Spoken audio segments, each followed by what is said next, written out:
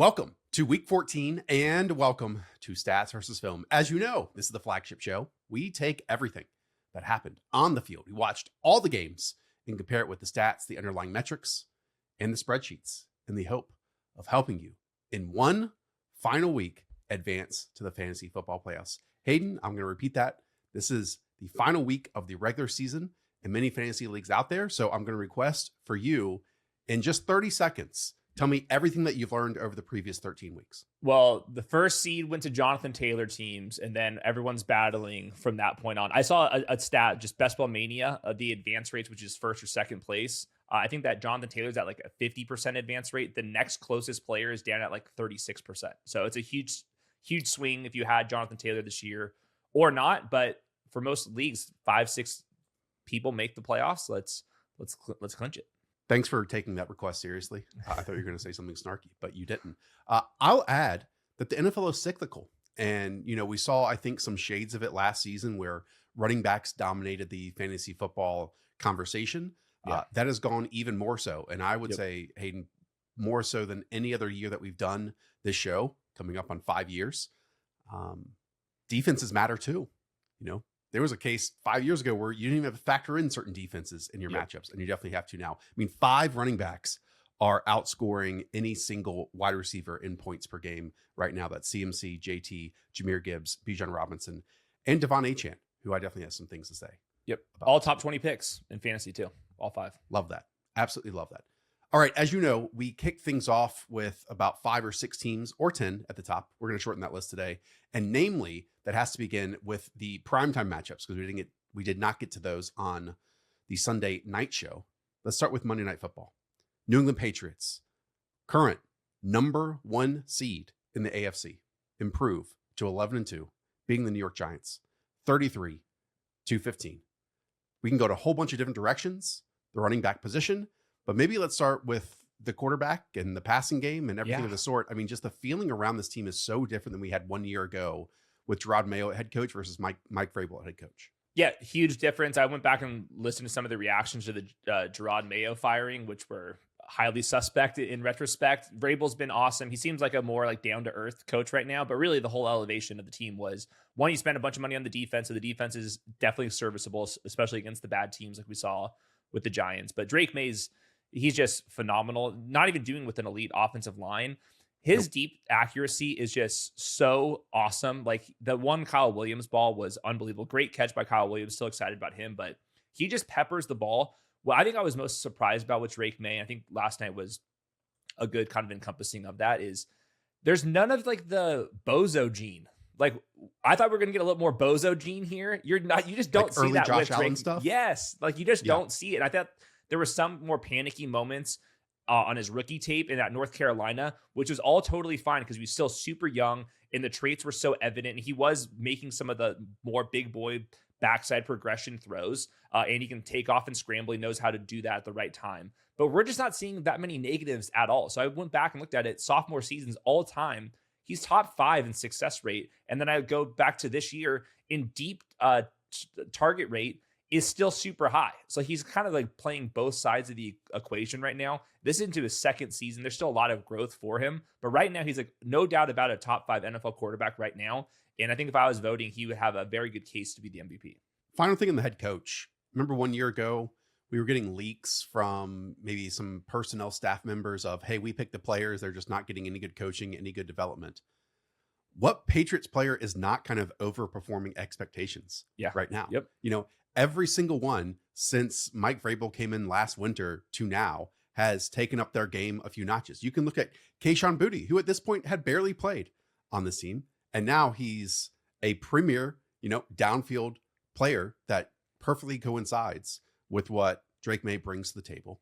And then you have the offensive line. As you said, they added some rookies onto it, but talent-wise, they have deficiencies there. I mean, they brought in freaking Garrett Bradbury to play center, who was replaced with the Minnesota Vikings, and it's doing just enough. And now you bring in, a backup left tackle. They don't miss a beat on top of this. You have 30-plus-year-old tight ends who arguably are having their best season of their careers on top of it. And everyone on defense, many of those pieces were other teams' trash. And now your treasure, Harold Landry, K'Lavon Chason, we can keep going down the list. They certainly paid and drafted early on that side of the ball too.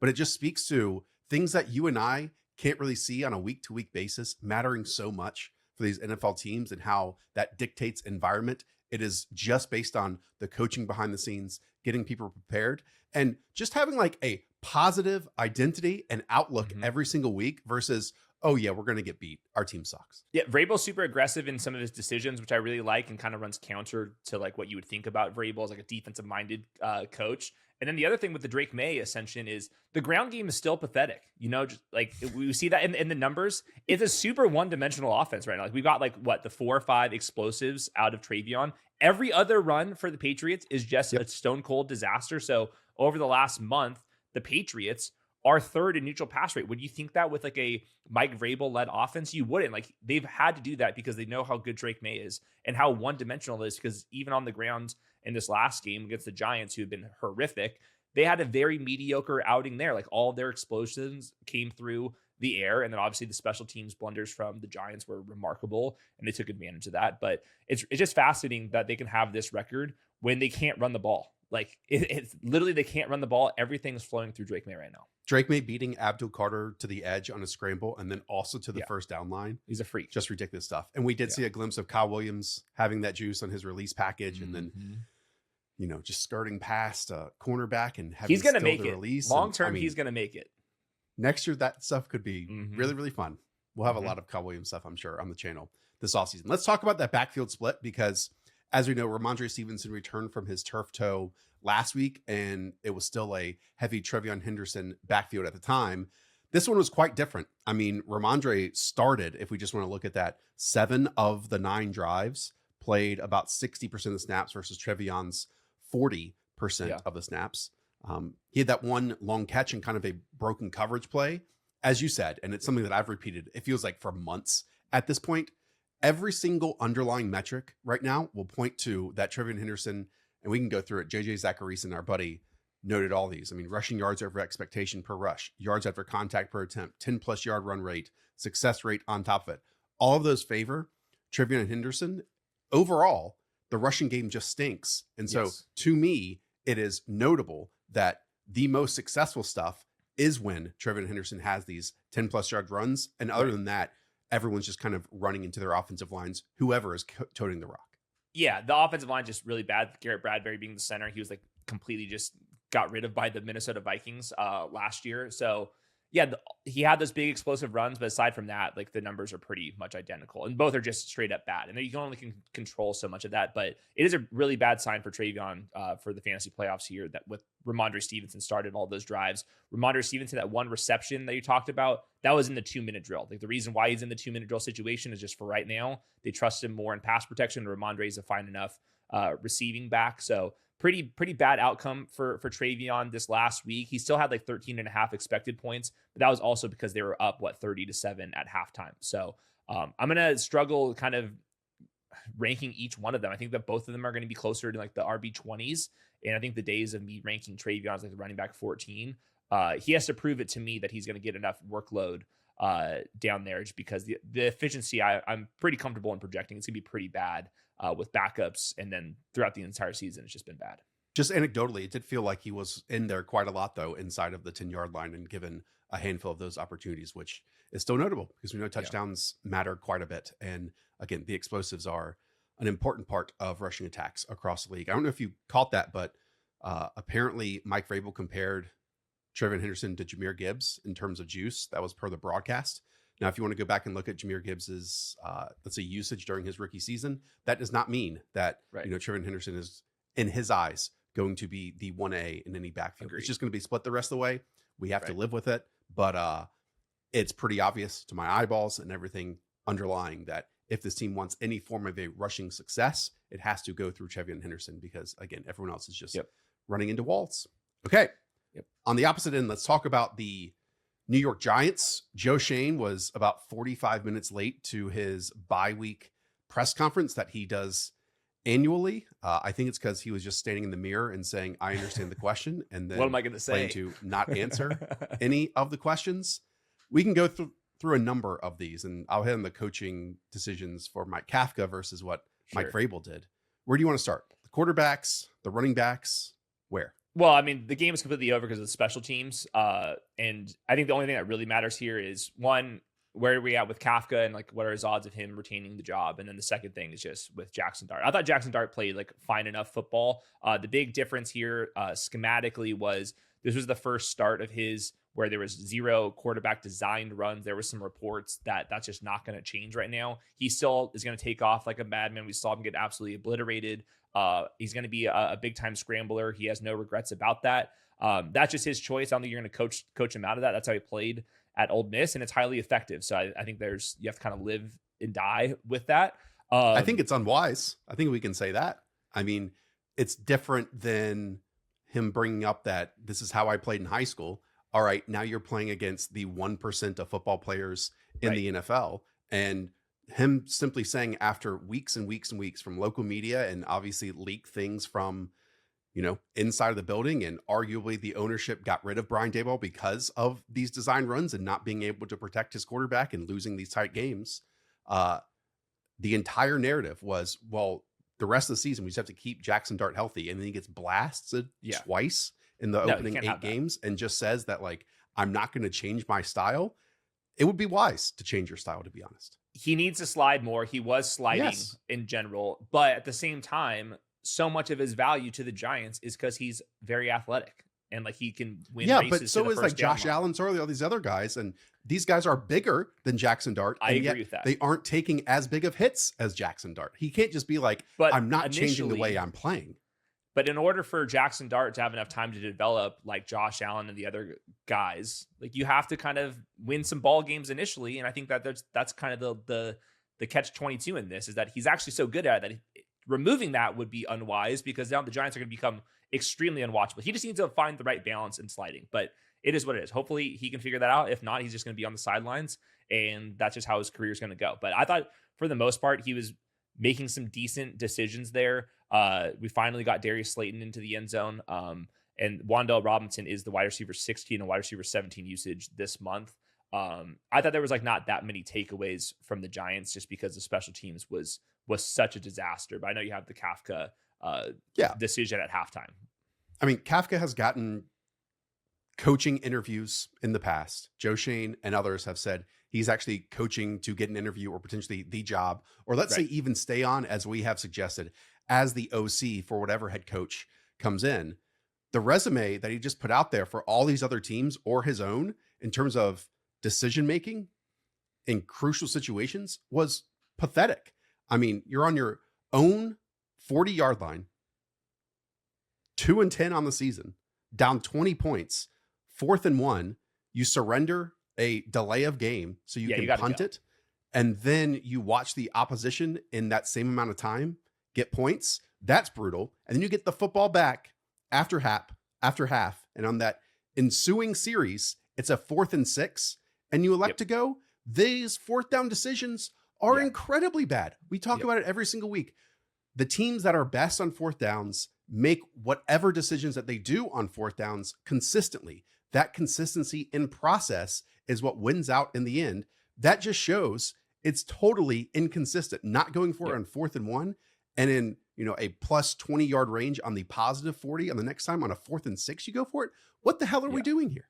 No, I completely agree. You had to go for it on the first one, like no matter what. Like what do you have to lose at that point? So I didn't love that decision. I still think that the offensive design and stuff is fine enough. It suits Jackson Dart to some degrees. There's some nice like bootleg action from him. There's enough play action and motion stuff where I think the offense is like fine enough. But that was a pretty brutal decision there. Also, just wanted to quickly mention, just going back to Joe Shane, what the hell is going on with Abdul Carter? Because whenever he's on the field, I think he's making some moments. He's not closing moments, though, which is, I think, a bit of a concern. But the real thing is you've now suspended him twice.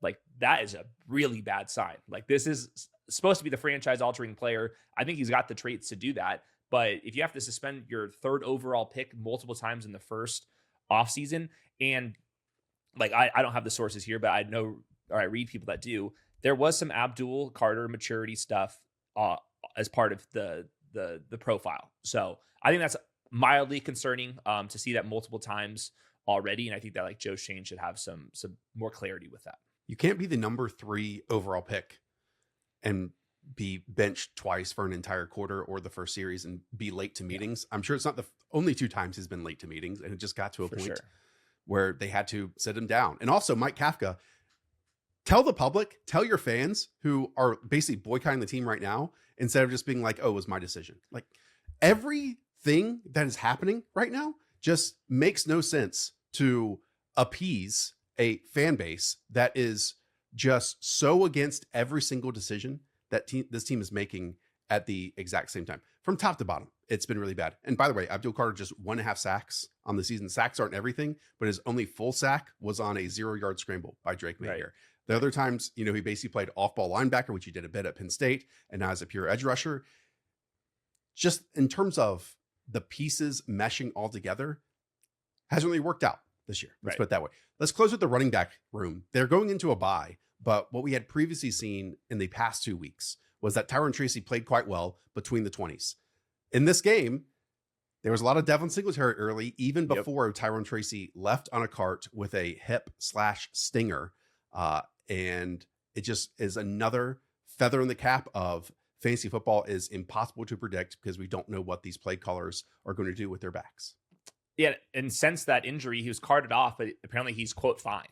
So I'm guessing that means he's going to play this next game, but it's going to be a total mess because Devin Singletary got most of the first half and then went back to Tyrone Tracy. It's largely kind of drive by drive, but there's no consistency with how things are going with the Giants backfield. So we're just going to have to live with the uncertainty. The team total is going to be pretty low. There's not a whole lot to kind of address. They're both of them are you're hoping they're flexes. Fellas, we know this Saturday is the last time ahead of every single one of your Sundays, Mondays, Thursdays are accounted for. So go and do something special for your significant other before every other weekend is accounted for. This is your last opportunity to do it. And if you're fully out of ideas, I'll direct you to the SeatGeek app because it tells you tons of events in your area. For me, I can look at this and see Breaking Benjamin concert in my area. Man, that song and the Halo 2 soundtrack, I think it was Blow Me Away. Magnificent stuff. Or Chevelle. Look, maybe we got some real heavy metal couples out there. Chevelle the Red was an anthem in varsity football for me in the locker room. And of course, I have a code for you guys. You can use code FANTASY10 for 10% off your next set of tickets at SeatGeek. That is 10% off any tickets, whether you're a new customer or old, with promo code FANTASY10. Make sure you click the link in the description to download the app and have the code automatically added to your account so you can use it later. Thank you, SeatGeek. Let's go to Sunday Night Football then. We mentioned the Patriots are number 1 in the AFC. Right now, the Denver Broncos are number 2 at 10-2. I mean, the next closest teams in the AFC are at 8-4. So these two teams are battling it out for the bye. The number 1 seed, pretty amazing. Let's talk about those Broncos. With all that said, Hayden, feels like we have still yet to see 2 consecutive games of really good offensive play from this team. Yeah, the Bo Nix tape was just the same roller coaster it always is. There's so much good out of creation, the 1 touchdown pass, that was an awesome play. There was some other stuff out of structure. And then there's also plays out of structure that are borderline disasters. The interception to Bobby Wagner was a total joke. It's just this roller coaster. And how we need to grade this is what are the odds that they can get hot on the downfield stuff and that Bo Nix can scramble around and win some games in the playoffs, because the downside is very evident. If he gets out of structure and the plays aren't working, then we see what the offense is. It's terrible. And then this game, they made enough plays out of structure to pull it off, but it was not a clean game. So it's one of these offenses extremely hard to grade because there's enough flashes to the offense where I can tell myself, hey, you got such a good defense that you could still go on a run here. But the confidence in that approach is obviously very low. They have the Raiders, the Packers, the Jaguars, and the Chiefs next in comparison to the New England Patriots, who have their bye, then the Bills, the Ravens, and the New York Jets next. Yep. Just a couple more thoughts here on the Broncos. When you talk about the running back room, because RJ Harvey played about 47% of snaps, did get 2 touchdowns. He started 6 of 10 drives, but it's still getting chopped up in terms of just the overall backfield. We know Jaleel McLaughlin. We know Tyler Bidet in terms of hurry up situations. They're also getting Prentice, their fullback, in there for some pure pass pro situations.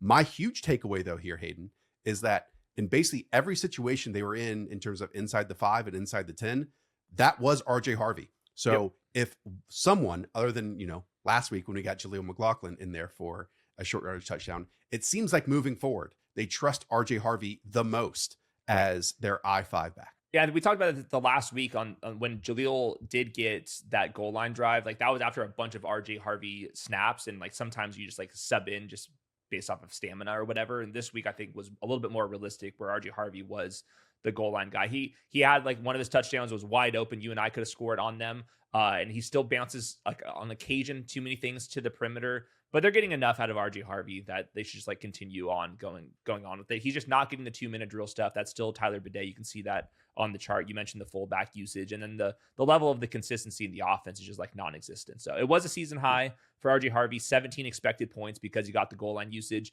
I ranked him as an RB2. I have no plans to change that. He seems like he's gonna be a rock solid RB2 for the rest of the way. I can't say like I'm super impressed with anything about the ground game, RJ Harvey in particular, but that's not the goal of being a fantasy RB2. Like if you get the work, you get fantasy points.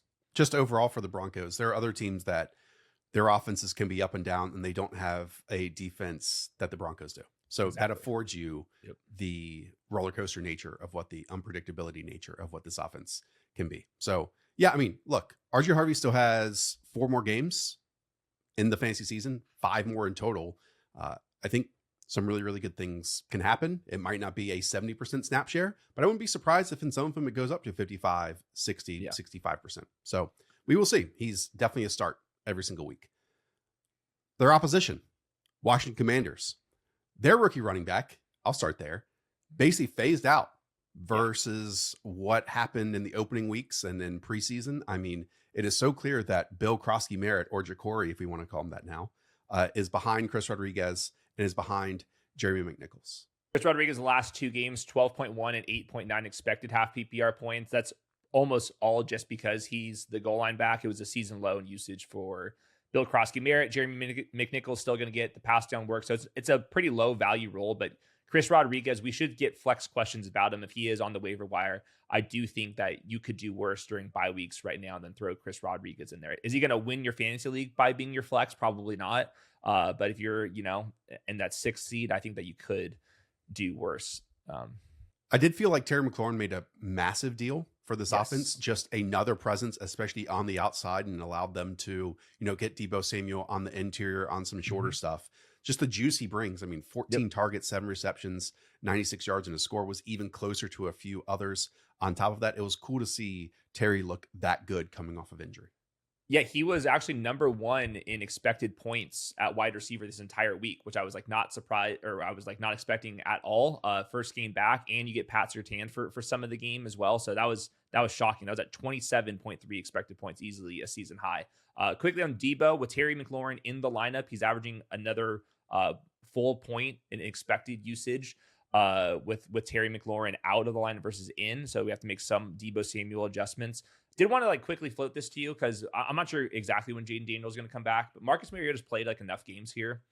You look at the free agency list of quarterbacks this next year, he might be at the very top of it, which like assuming Daniel Jones does not get there, it's that bad of a situation. But I do think that Marcus Mariota, when we finally get to like quarterback musical chairs and there's enough bad quarterback play out there, I do wonder if he's like kind of graduated to maybe he could be a bridge quarterback instead of like strictly a backup. Like this is not saying that he's been perfect. Some of the turnover worthy plays he's had is like full panic at 4 or 5 seconds into the progression, but he made enough big boy throws to Terry McLaurin in this one that I thought, you know what, like over the last 2 years, is he not a top 32 quarterback in the NFL?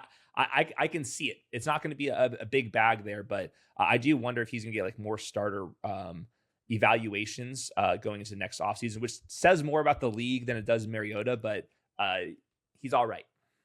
Do worry about him not in a Cliff Kingsbury offense, just based on what we've seen so far in his career. I'm a Marcus guy.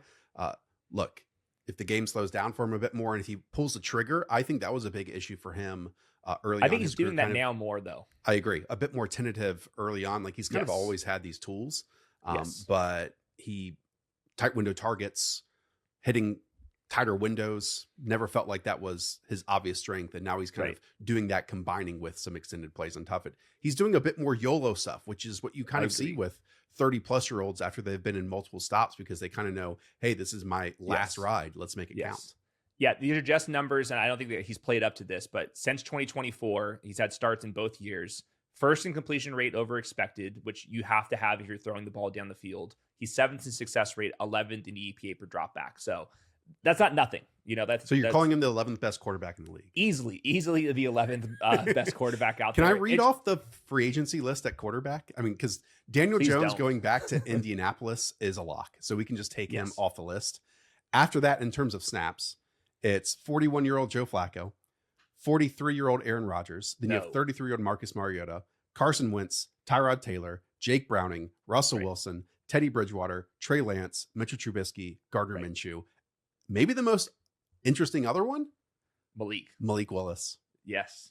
Yeah, this is the only reason why I bring this up is I think Mariota has cleared a lot of those guys that you mentioned. And if you look at a lot of the quarterbacks out there, there's only so many rookies that are going to get a second chance. And there's a lot of attention being paid to like Mac Jones and Jacoby Brissett. Those guys are under contract. Marcus Mariota is like the one guy that is walking. He's also a nice enough guy. By the way, Kevin O'Connell was Marcus Mariota's quarterback coach when he was going into the NFL during the NFL draft periods. So just kind of file that one away.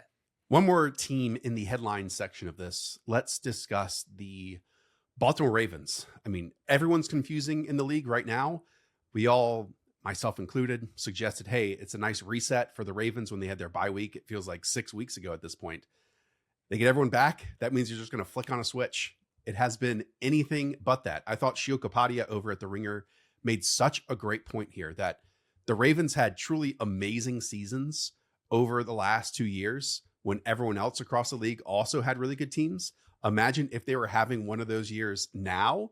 Yeah, they would clearly be the best team in the NFL. But just like so many other organizations out there at this moment, they have taken a step down or playing 2 tiers down in comparison to where they were in 2023 and 2024. Completely agree. I thought the offense was moving the football fine enough, but it was still not the buttoned up offense that I was watching with Lamar Jackson last year. And I think that you see that with Derrick Henry. So for example, short yardage success rate. These are 3 yards or fewer to go. And Derrick Henry's the 4th lowest among the running backs that have at least 20 carries. So that's not just a Derrick Henry stat. I think it's a sign of the offense. Lamar Jackson seems more tentative this year. There was a couple plays over the middle that he was kind of turning down. I think that his accuracy's kind of come and went. I didn't think it was quite as bad as I had remembered watching the game on rewatch, but it is just nowhere near where Lamar Jackson was playing this last year, where I thought he was the best quarterback in the NFL. He's not even a top 5 quarterback, nowhere near it right now. So maybe that can change. He did take off and run a couple times here and was able to evade a couple guys and win some races, but wasn't the same level of creativity that we're used to with Lamar Jackson. So time's ticking for him to get squared away. Luckily, it's just the Steelers. In theory, could they get hot down the stretch? Yes. But I think by this point, the expectation should have been that he should have been playing better than what he is since the injury. Look, I'll keep saying it just in case it does happen, and I'll sound smart, that we've seen great regular seasons from the Ravens over the last couple of years, and they fizzle out in the playoffs. Maybe this is the year where they fizzle out in the regular season, and then once they get to the playoffs, they hit on all cylinders. I do think part of it is their defense. I mean, they have chopped and changed things as the year has gone along. Obviously, when you lose Nnamdi Madubuike, things can get worse immediately. But I haven't heard Mike Green's name one time this season. Have you? And he played 73% of snaps in this past game. They brought in Draymond Jones after being cut by another organization, Carl Lawson at the exact same time. We know they've made trades at cornerback and getting Alohi Gilman to create the ability to move Kyle Hamilton around the formation as well. So it's not just the offense, it's the defense at the exact same time. But in a wide open race, and again, with the Patriots and the Broncos as the number 1 teams in the AFC, I can easily paint a narrative of, oh yeah, a 2023, 2024 version of this team. Yes. Let's hit their stride for 4 straight games and see what the fuck happens. Yeah, that game was a very playoff game by the Ravens. Like you had the Isaiah Likely fumble, Zay Flowers fumble, and then a couple misses from Lamar Jackson all in one game. Like the offense scored whatever points that I they haven't scored. seen like the Monken juice this year. Yeah, I would agree. And I think, the first half of the season, I would honestly attribute that to Patrick Ricard being out because he is such an important piece. Like we talk about 6 offensive linemen or multiple tight end sets. The dude is everything out there other than a pass catcher and a receiver, but teams have to treat him in that way in terms of base personnel or nickel. And if you go dime, look out, we're going to run down your face. And then, some offensive line changes. It's all kind of a part of it at this moment. Plus Lamar, like you said. The Lamar scrambles, he didn't have to play as well in the pocket to win a Super Bowl as he did last year, like this year. But the lack of scrambles and stuff, it is very clear. Like those are explosives in his best years, and those are consistent chain movers where it's not getting much of that right now. All right, before we get into alphabetical order, want to remind you all that the best way to support us is to support the Dog app. It is to support Underdog. We're in over 40 states right now. That was not the case just a couple years ago, and over 20 states right now in prediction markets. Yes, I'm talking about you, Florida, California, Texas, Georgia. Keep going on and on down the list. If you have never played an Underdog, now's the time to do so. Play $5 your first time. I'll throw $75 in bonus cash in your direction. So you can still do drafts if you want to scratch that itch at the moment, or, pick them, prediction markets, sides and totals, everything of the sort. So the link is in the description down below, or use promo code the show. Okay, let's talk about the Arizona Cardinals here. Jacoby Brissett. I'll add another week to the list, Hayden. Since taking over as a starter, quarterback 7, 12, 10, 10, 4, 8, 8. It's like as soon as they open up the third series of the game, it's just pure drop back time. And Jacoby is still throwing lasers to the intermediate and downfield portion of the field. Yeah, 2 wild charts here. First, just expected fantasy points to the tight ends and expected touchdowns. Trey McBride turns out can score touchdowns, even though he wasn't doing that initially. He's a very good football player, so he's just been completely smashing. He still looks and operates and produces like a true wide receiver one. And then you mentioned it, the neutral pass rate for the Cardinals right now. Look at in the last month, by far number 1 in the NFL. 68% of their neutral pass plays are pass attempts. Like the rest of the league, it's like 60. The league average around 50%. They're a complete outlier with how much they're passing the ball. So we'll see about the Marvin Harrison injury. It sounds like he's just going to play through it, but there's enough for multiple guys to get home and for multiple guys to potentially produce like elite fantasy players. And they already said with Kyler Murray that they're not activating him, even though that he's eligible. So they said, shoo away. We're good with Jacoby right now. Right. Unless, they totally fire the GM, which I think he'll stay, and the head coaches, and someone comes in and it's like, oh, I'm a big Kyler guy. Kyler Murray's played his last snap here with the Arizona Cardinals. That's the big thing obvious. With the Mariota discussion. The free agency list, I think they're not going to trade him. I think they're going to release him. And I think he's just going to be a free agent. They have to make that decision early on. But Joel Corey, who used to be an agent, he was looking at the contract. His analysis was the most likely scenario is he will just be straight up released. So I think he's going to be the prized possession of the offense. So we're going to have to do some serious deep dives with Kyler Murray and kind of grade him. How good of a project quarterback can he be in a new scenery?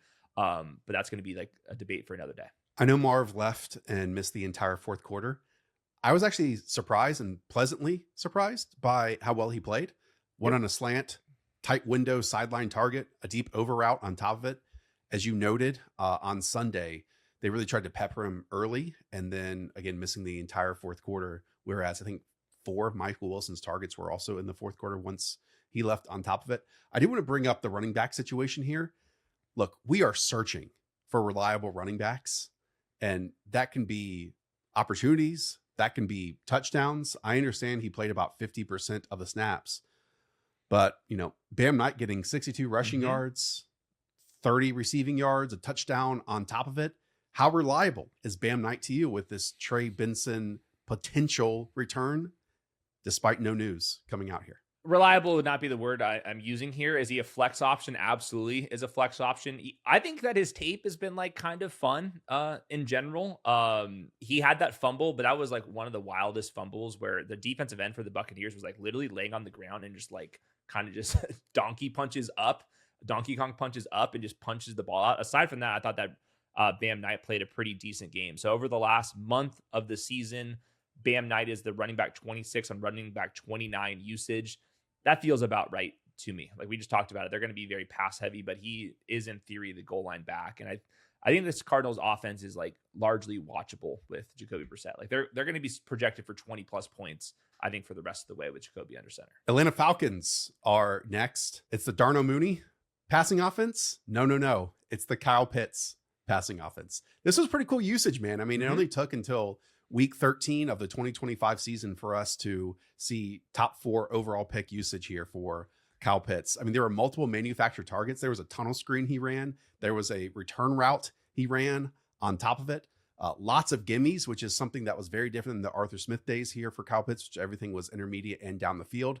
Who knows if this lasts when Drake London comes back, but it was at least cool to see for 1 week. Yeah, apparently Drake London has a chance to return this week. It's just not a very fun offense to watch, aside from when he like split out the Bijan Robinson carries by himself. Yeah, the Kyle Pitts usage was definitely more conducive to like a reliable fantasy asset. But that was just the only game that he's done that recently. So yeah, we're gonna have to study Kyle Pitts because he's a free agent this next offseason. So he's gonna be one of these guys. Are you gonna go down that road? It's got potential. Second team, and this is when we get the tight end breakout. Who knows? Bijan was fantastic, but you all know that as well. He's scoring touchdowns, which he did not do in the opening half of the season. One of the best fantasy assets there, that's for sure. Yeah, we'll note though, short yardage success rate, Tyler Algier 67%, Bijan 48%. So when you get super tilted at the goal line for Algier kind of touchdown, remember that. Buffalo Bills are next. I love cookies. It's unreal. It's unreal. I've been saying I love cookies to myself. Unreal. It's like, unreal. For the last 36 hours. That playful person that took the Buffalo City by storm in his first interview, and he sat down and was like, "Yeah, I love cookies." It was a very good summary, but him saying that in like the outfits that he's doing and stuff, and it's all insane. I mean, I don't know how much longer I can say it, but man, I love cookies. Yeah, he did really expose him. Him falling away. Okay, let's also talk about this passing offense because Keon Coleman, I'm so red, is a part of it. I should have brought this up on Sunday night. I kind of did when just outlining what this passing offense was. When you're targeting, by the way, Tyrell Shavers and Gabe Davis were the highest in snap shares on this team at wide receiver. But Josh Allen, I understand they ran the ball effectively. The defense got turnovers and fumble sixes, and they were way up on the scoreboard. But a 2.2 ADOT, that cannot sustain itself here. No, and I looked at the neutral pass rate just for this last week, and they had like a 20% neutral pass rate. So once we get to December and we kind of realize the strengths and weaknesses of each team, we'll see some teams like completely double down in a game plan, and that's what the Bills did. Like there was like no normal pass game that entire game. It was a very odd game, but they ran the ball well enough to get a win, and the Pittsburgh offense was such a joke that not surprising that they went that route. But I don't know what to do with the Bills because like that game plan, like they won the game there, but also there's a reason why they went with that game plan, and that still has me a little bit spooked. We always bring this up, but it's like they took the worst elements on the most frustrating elements of the Kansas City Chiefs offense of previous years, and said, let's do that. That won them championships. Yeah. And then this is what maybe you have. Kincaid is Kelsey. You never know. Maybe. And yeah, I mean, the Josh Allen stuff is just not hitting as electric as it was. And sure, the 6-8 sack game or whatever it was against the Houston Texans is on our mind. But look, you can't have a 2.2 ADOT or even a 5.8 out of what it was the previous week when you're going to be facing, the Broncos defense, maybe the Texans defense, and the other, let me redo that. 3, 2, 1. You can't have a 2.2 ADOT or a even 5.8 ADOT, which it was the previous week, when you face off against like the Broncos defense or the Texans defense or some of these AFC defenses once you get to the playoffs, because that's when those types of, we're going to condense and put a ceiling on the entire environment comes crashing down. Well, they'll like run some man coverage, like even like the Patriots and the Chiefs, and like it depends on the Ravens too. Like they have enough corners on those teams where they're just gonna like suffocate the Bills wide receivers. Like that's why I think I keep mentioning Dalton Kincaid being a big focal point there, and then obviously the ground game. And you're going to have Josh Allen some hero moments. He did not have to have them this week because once again the Steelers offense. I mean, what a joke. Yeah, and that's not even mentioning if they get to the AFC Championship and win that and then get the Super Bowl, maybe you're facing the Rams defense or the Eagles defense or the Seahawks defense or the Packers defense. Like the list is long. List is long out there. Let's talk about the Carolina Panthers here. So they're going into their bye week. A lot of people looked on the stat sheet, saw a touchdown for Chuba Hubbard and not for Rico Dowdle, and lost their minds. Hayden, should we ease people's minds here? How are we going to handle this backfield moving forward, but not until week 15? This one's going to be very challenging, but I do think Chuba looks healthy again, which means I think that the talent discrepancy that we saw throughout November, I don't think we should really project all that much, especially coming out of the bye week. Also noting how unique this game plan was. Like there was the weather, there's the light boxes that the Rams use, how effective the ground game was working, and how much of a double down that they had, especially coming out of halftime, where they ran the ball like 10 straight times, like almost on back-to-back drives. So I don't think we're going to be able to see both of these guys get as many touches as they did in this last game. I thought that was like a pretty unique game plan in general, but it does make the Rico Dowdle ranking justifiable. I think I had like the running back 20 going into the week because of the uncertainty previously. I think I'm going to have the same uncertainty moving forward unless you have a really good answer for me. I will add that Rico, when you had to have it in the final drive situation, was out there on the field. Yes. I still think Rico Dowdle is going to be the early down starter for this team whenever they do hit the field once again. It's just not going to be Rico getting 30 touches in a game and then Chuba getting 6 as just a passing down player anymore. Look, they combined for 39 touches. And as you said, it was some drives. I think weather had a major factor in this. And as you said, the dime and nickel stuff that the Rams do run, hey, that feeds right into what Dave Canales in most games want to do. And then at the same time, on the first series of offense, Chuba Hubbard takes a swing screen for 30 yards. And if he came back and was, he said 30% on the field from his calf injury, and now he's back to 100% and he showed the juice, then sure, you're going to move, 20% of your planned touches from Rico Dowdle over to Chuba Hubbard. That's just the hot hand type stuff. Rico Dowdle still looked good. Chuba Hubbard also looked very good. It's just hopefully a running game. They want to be in this type of situation that they get probably both guys a combined 25 touches out there in the field. Sure. And that could mean, 15 for Rico and 10 for Chuba, or that could mean, 17 for one guy and a few less for the other. I think they are more open now to moving some of the pie over to someone else based on the success and early stuff. It didn't seem though like a drive-by-drive thing to me as much. I don't know if you looked at the chart, because it did feel like, and Dave Canales has kind of said this, that like, hey, early downs we really like Rico, and we've been getting Chuba the passing down work in the past too. Yeah, the first drive of the game, both of them got opportunities. That was included for the next couple drives as well. At one point in the second half, it was like a bunch of Rico Dowdle carries and then a bunch of Chuba Hubbard carries. But at the same time, you can't just like give a running back 20 carries in a row in like the matter of 15 game minutes. Like we're talking about human beings here. So I think Rico Dowdle is still too good to bench. Now, if you have total studs at running back and you had a bye week for fantasy, I get he's like not an absolute must play, but I do think that Rico Dowdle for most fantasy teams is still good enough. Cause like you said, the Panthers are this month, they're 28th in neutral pass rate. So they want to run the ball, and the scheme and the offensive line somehow has been good enough to pull that off more times than not. 10 different starting offensive line combinations after the bye week. They're on the road at New Orleans, then Tampa Bay, and then Seattle in week 17. That's not a great one for the Rico Dowdle bags that we've all had in the fantasy football championship. I do want to say something about quarterback, because there were, again, lots of Bryce Young tweets after Monday Night Football, the primetime game, questioning if the Panthers should pick up Bryce's fifth-year option. The answer is pretty obvious to me. It's a yes. I mean, he's 24 years old since week 9 of last year. And these are just raw stats we can look at, right? Since week 9 of last year. So that's a 21 game sample we're at right now. 37 touchdowns, 19 turnovers. Panthers are 11-10 in that span.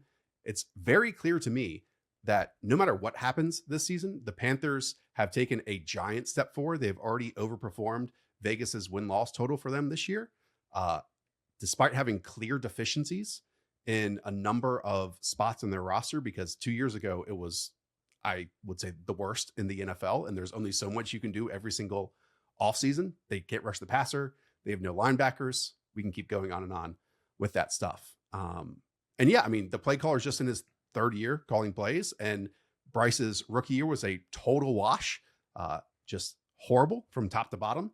And I would say that there's been some really positive stuff since week 9 of last season. So to the questions that, especially the conversations, how we open this of quarterback movement and musical chairs this offseason, the answer is pretty obvious to me of what the Panthers should be doing here. Yeah, he'll be the starter next year. It just comes down to, you want to do the 5th-year option, or do you want to have him on the 4th year and then you'd franchise tag him? I think that's kind of the decision that they're going to have. It's hard to find a quarterback upgrade looking at the free agency list, and I would be pretty surprised if they drafted a first-round freaking quarterback given the rest of the team. So, I think that he's a top 32 NFL quarterback, no doubt about that. It's just, what is the ceiling long-term?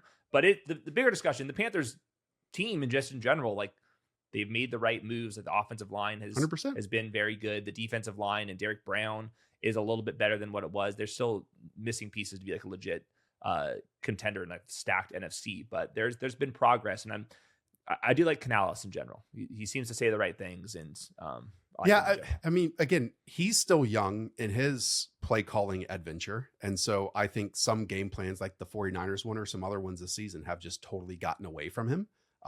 It makes sense. They are kind of all learning together at this point.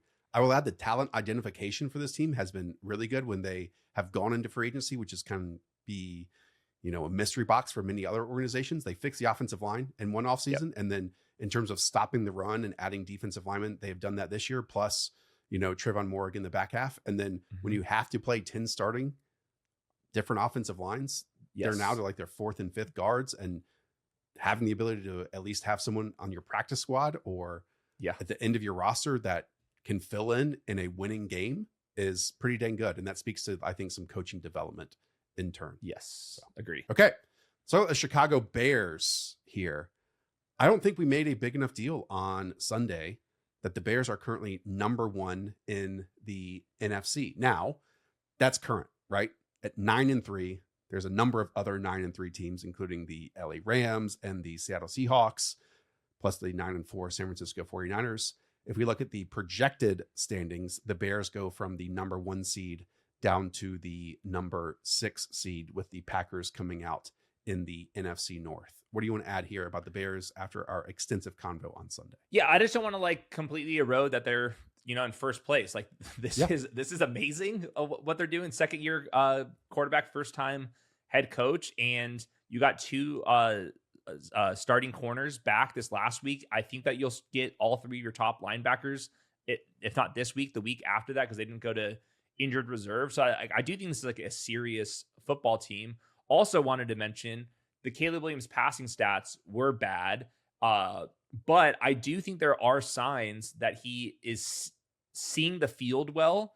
And really, the only critique I have left with Caleb is just he's inaccurate, and sometimes he's throwing the ball with a lot of anticipation, and the wide receivers aren't on the same page with them. Sometimes he's straight up misses some throws with kind of some wonky footwork, but I think he's seeing the field well, and he's not taking sacks anymore. So I know long-term where this one ends up, and Caleb's going to be a very good quarterback, and it just comes down to how much more accurate can he get, and how much of a better feel could he get with his wide receivers. But the fact that we've reached this conclusion that he's seeing the field well and avoiding sacks under Ben Johnson, and it's only been 13 weeks together here, is, to me, the ultimate sign that this Bears team is really, really cool. He knows where to go with the football, in timing and in the rhythm of the offense. We know about his extension ability in terms of buying time and avoiding his one sacks scramble and all that was type of stuff. Unreal. He's so fast.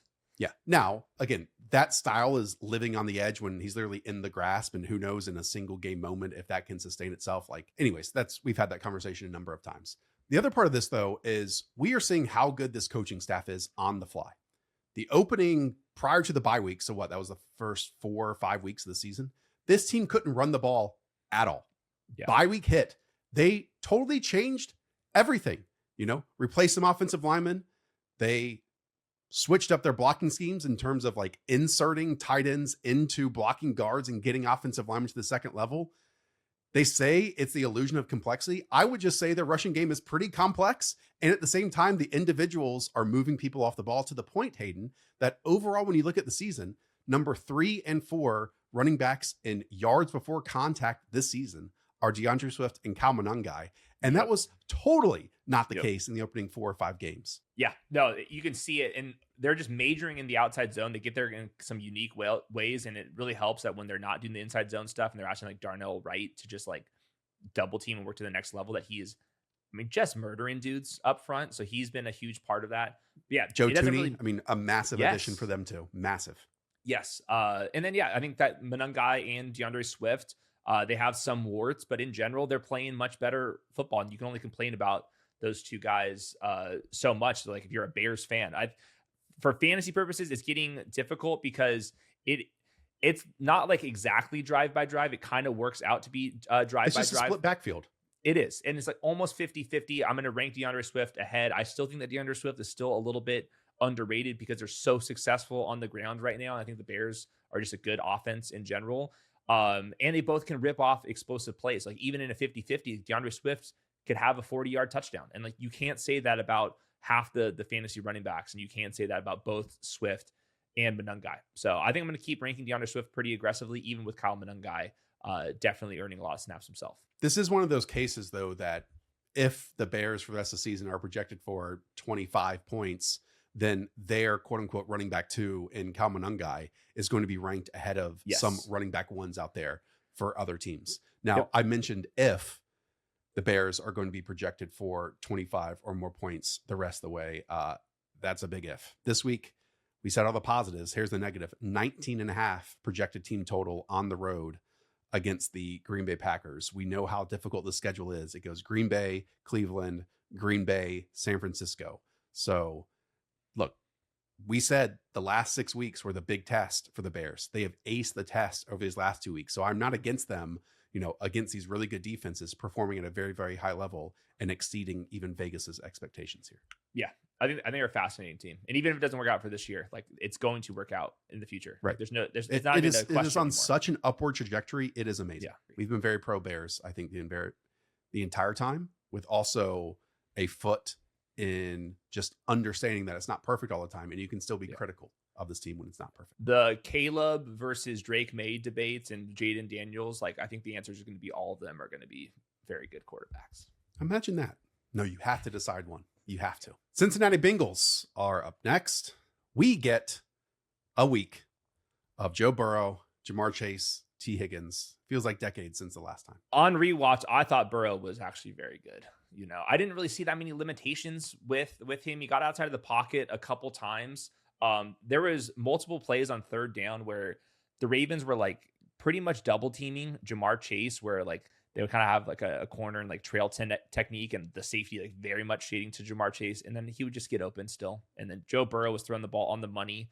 There was 3 plays to Tinsley, who's made some fantastic plays, but also doesn't create that much separation, that he just did not come down with. But quite frankly, we're just like throws absolutely on the money. So Joe Burrow, I thought, looked like pretty much himself out there. And I think this team is pretty dangerous down the stretch. Now, I think what the athletic model has them at like 5% chance of making the playoffs, but kind of like with the Cowboys, it's a good enough football team right now. Like they're a very watchable offense, especially when you get T. Higgins back out there. The offensive line isn't as bad as it was 3 years ago as well. But I think like the big story from this last game was Joe Burrow. He could have come back and looked like Brock Purdy, where it took a couple weeks to get his feet wet.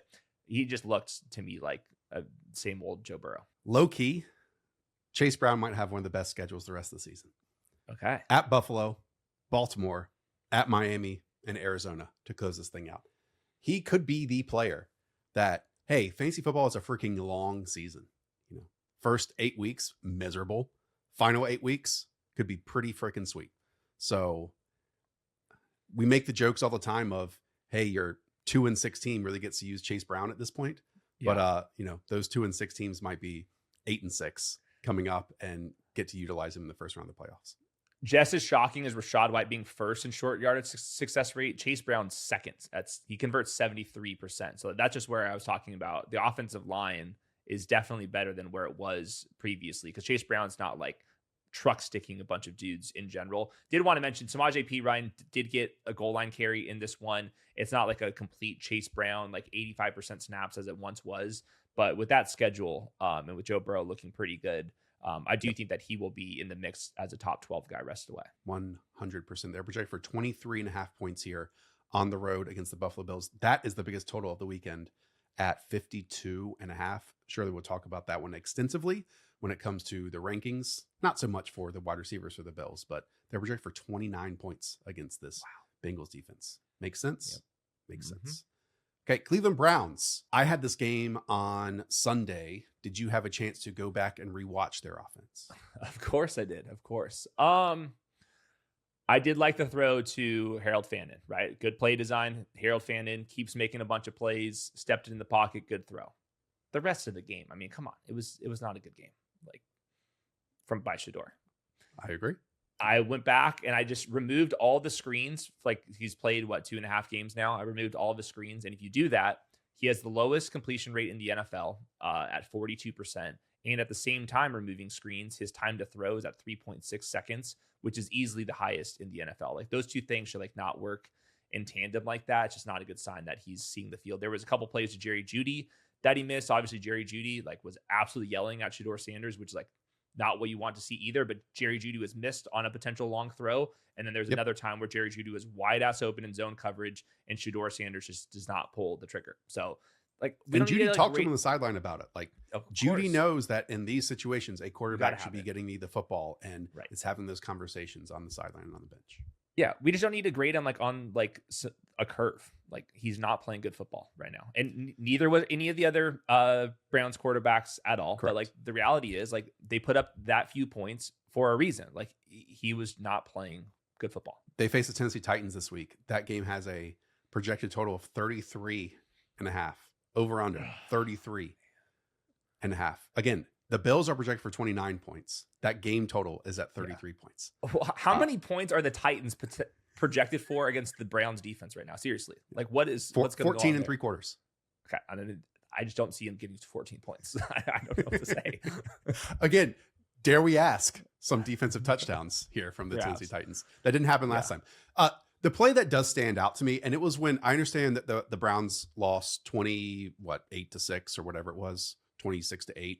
But it was when it was 0-0 in the first half, and it was bad conditions. The wind was you can see it when watching the all 22 in the end zone angle. The flags on the goalposts were moving, but there was a 3-by-1 set with trips to the right side, and Shador Sanders' eyes go there. They have, I believe it's a tight end to kind of run one of the slants or crossing routes to pull coverage. And then behind him, that is where the primary read is supposed to be.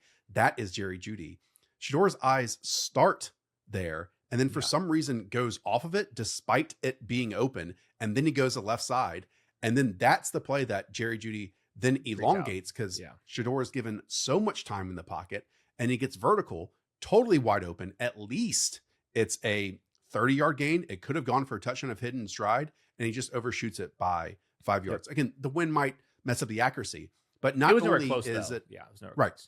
Not only do you want him to hit that elongated play, really he should have hit the play earlier on for a first down too. So it was both the extended version and the condensed version were missed by the quarterback. So look, he's getting reps, he's growing on the job, but I am unwavering in my stance that the 2026 quarterback of the Cleveland Browns is not on this roster. Yep, they're going to do a big reset. I don't think anyone in that building is safe aside from Myles Garrett, who, by the way, the Myles Garrett tape against Trent Williams, I mean, he just murked Trent Williams. Inside moves, outside moves, bull rush, you name it. So good. It was dominance.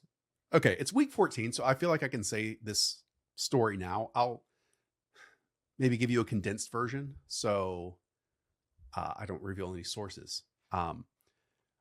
We know that the Browns traded away from the number 2 overall pick, and they could have also taken Abdul Carter there, for example. By the way, Abdul Carter was viewed as a great prospect, but that's another conversation. Oftentimes when you hear with edge rushers, they want to get one-on-one blocks, and a lot of teams out there, or a lot of analysts out there say, well, then we got to get him a running mate on the opposite edge to, absorb eyeballs and attention and all that type of stuff. What Myles Garrett wanted and wants was an interior running mate. And that was the Mason Graham selection. So that's why instead of, taking Jalen Walker, for example, or staying pat at and taking, Abdul Carter over Travis Hunter, no, he wanted someone that he can play next to work off of and take on 2 blocks. And so he gets the isolated one. And it has worked out so far, that's for sure. Yeah, and I remember that he wanted to be sold on the quarterback plan. I wouldn't be surprised if he's like, just give me a damn defensive tackle. And they got a couple of them nowadays. Now some of them are hurt, but he wants his numbers. And boy, is he getting his numbers. It's unreal. They did lose Malik Collins, who has been a fantastic free addition for them. Yep. Which really, really sucks. Next, the Dallas Cowboys. I feel like I'm all Cowboysed out in a really good way. We know what this team is.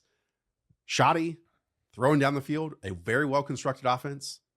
It's Lamb, it's Pickens, and then now a tier down, it is Javonte Williams. Yeah, I think Javonte's still been fine enough. He's an upside RB2, and I think in some games he'll be better than that. He's still a positive regression candidate. Did just wanted to note there was a good interview with George Pickens talking about like what's kind of changed, and he's saying that his like ability to win these slant routes is opening up the vertical ability. And I do think that's totally true. Like you have to be able to sell both routes. And initially, and with the way the Steelers were using him, it was all one-dimensional stuff. In this offense, it's every which way. It just makes him a much more challenging guy to defend. So he's going to make all the money in the world. The Cowboys can pay him, certainly, once they restructure some contracts. But yeah, that was a season high in usage for George Pickens this last week. He's the wide receiver 1 on wide receiver 7 usage this month, even with CeeDee Lamb out there for all those games. And by the way, CeeDee Lamb turns out can catch the football and be an awesome wide receiver 1 in fantasy, despite some of those drops early on. Yeah.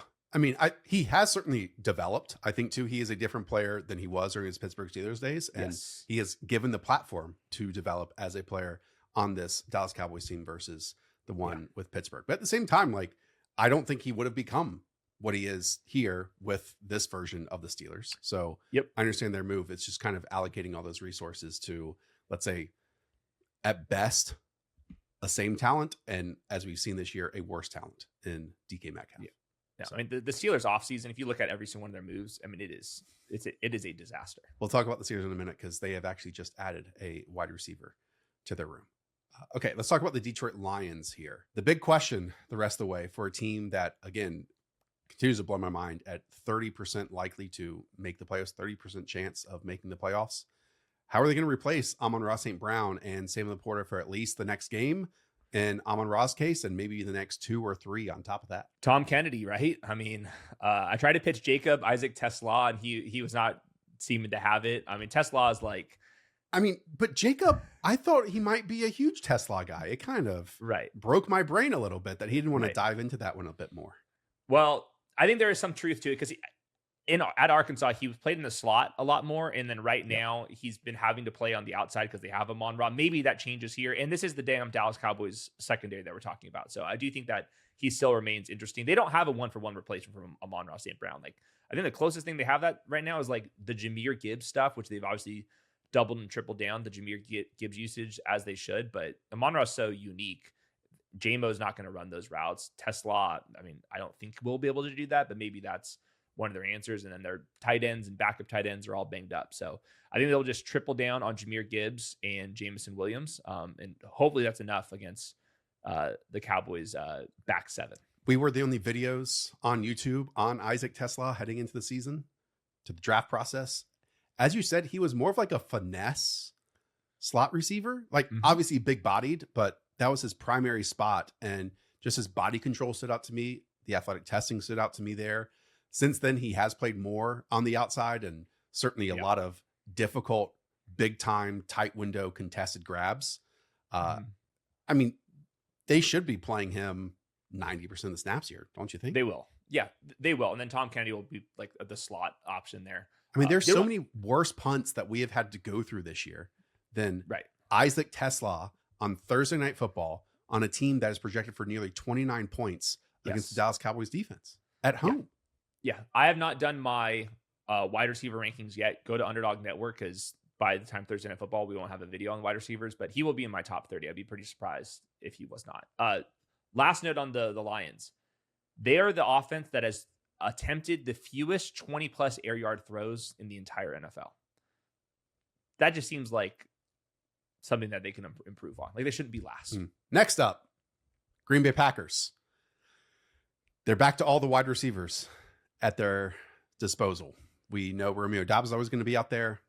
Talked about it for weeks that Christian Watson arguably is their most consistent pass catcher. Easy. At this moment. Easily.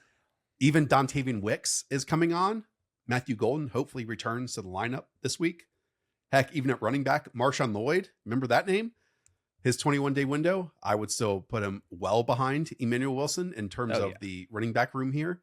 Look, I said that the Packers' Super Bowl hopes were out the window without Tucker Kraft. Hey, and I'm staying firm in my stance. I don't believe that they are the same team without him, but it's not like the NFL has become any more clear since that point either. The Packers can absolutely win the Super Bowl. They are, and at the same time, they are way worse without Tucker Kraft. But Jordan Love is just, he's an awesome quarterback, man. Like, when he's hot, it is over. Like, if he's hot, your team is going to lose. And he's been hot plenty right now. Christian Watson being like healthy and creating separation, like that one move, the big touchdown, that was like an out and up. I mean, that play took like 5 seconds to develop. And then by the time the ball was in his lap, he had created separation because he's actually super fast. So they're going to get Jaden Reed back eventually. They're going to get Matthew Golden back eventually. So they go 5 deep. I'm curious how they're going to sort that out. I think it's going to be very hard for us to predict in fantasy, but that's a lot of options to kind of throw the football down the field. And hopefully their offensive line gets a little bit better, because I thought in like September and October, their offensive line was actually holding them back. It seems like they're getting some guys back and Aaron Banks playing a little bit better, but if they can kind of like be an average offensive line or hopefully above average, I do think that could be the difference of the Tucker Kraft offense with and without him. Hopefully the offensive line kind of replace that.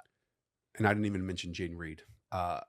So just the wide receiver snaps overall, just leaning over to do this. 85% Romeo Doubs, 78% Christian Watson, 53% Dontavian Wicks, Bo Melton, who has, split time between corner and wide receiver real Travis training camp, was getting snaps. Malik Heath as well. So if Jaden Reed comes back, look, we don't have to go down this Matthew Golden rabbit hole anymore, but I just don't see a runway for him to pick up his involvement here for the final 5 weeks of the regular season. I will say Jaden Reed. He's banged up too. He's banged up. Yes. Wrist injury, shoulder injury. He's also just been missed. I think he's not nearly as bad as what people think he is. He's acknowledging the lack of production. It's obvious. Did want to mention Jaden Reed and Tucker Kraft, obviously built exactly different. I think Tucker Kraft might weigh twice as much. They do run some similar routes, and maybe you can pick up some of the middle of the field yards after catch stuff with what Jaden Reed could provide to the offense. And I don't think you're going to get that from Christian Watson and Romeo Doubs. They've elected to not do that with Matthew Golden this year. So maybe some of the Tucker Kraft yak ability you'll get from Jaden Reed. Let's talk about the Houston Texans. CJ Stroud came back from this game from his concussion. I went and watched this entire offense. I was still kind of unmoved by the entire thing, which is fine. It certainly moved me in a negative way early on this season. So maybe bringing some stability is a positive here. But we talk about it in every single show. They have leaned into the youth movement at Woody Marks at running back, at wide receiver with Jaden Higgins. Hopefully that pays off moving forward. And it's one of those teams that I think a lot of people are calling them the just in the playoffs team that you don't want to see on your schedule. Number one, because of the defense, but number two, they can do enough on offense to really stress you out. Yeah, they can push the ball down the field when they're staying protected, and they've got more juice now than they did in September. So I think like the big three things that they've done to make me more interested in them. One, you said youth movement. You see that running back and their receivers, Jaden Higgins, making enough plays. So I like that. They're passing the ball a little bit more than they were with D'Amico Ryans the last couple seasons. And I think that the more you put the ball in CJ Stroud's plate versus the running backs, given their talent right now, I think that's really smart. And then the offensive line, it's like not even a bottom three offensive line right now. Like I'm watching the Chargers and the Browns and some other teams, the Titans. And their offensive line to me seems worse than what the Texans are. So it's not a good offensive line, but it's not the worst in the NFL. So I do think it's a dangerous team. There was a couple of moments where I thought CJ Stroud was really protected, was able to push the ball down the field. And Nico Collins, like when he's on and they don't have like a top corner with Sauce Gardner out and Collins is rolling, man, like Collins could really, really roll. So I find them very, very interesting down the stretch. I'm not going to call it a must-win game for them because of their division, but they are facing the Kansas City Chiefs in a must-win game for them. Yes. On Sunday Night Football this week. Texans projected for only 19 points. But at the same time, the Chiefs only projected for 22.5 points. Yes. In this one. So it could be a bit of a defensive showdown here. Yeah. That's going to feel like a playoff game. Like we're getting 100%. to that point. Yeah. That's a playoff game. 100%. I mean, like what we saw with Josh Allen facing these Houston Texans edge rushers, the play extension from Patrick Mahomes, life gets so much more difficult when you have Will Anderson and Donnell Hunter chasing you down and closing you much quicker than a lot of the other ones that you're used to being able to buy that extra 0.2, 0.3 seconds against. Indianapolis Colts. So their losing streak continues to the aforementioned Houston Texans here. Overall, though, despite all the videos that we saw heading into this one and reports of a fracture in his leg, it was a good game, I felt, for DJ Moore. The issue is, though, when you face this Texans defense and they shut down the running game like they did for Jonathan Taylor, the game can come down to 2 plays. And for this Colts team, less than 2 minutes ago, down by 4 points, so a field goal doesn't matter. It was a 3rd and 9 drop by Josh Downs that either would have given them a first down or at least set up a 4th and 1 or a 4th and 2. And then the 4th down incompletion that had some contact attached to it. And there was some, I think, maybe some coverage blunders that made the read look questionable, but who knows what the actual, read out of the play is supposed to be. And again, under 2 minutes needing a touchdown, that's the game. Yep. Some special teams wonkiness, some referee decisions there. So yeah, everything kind of broke away.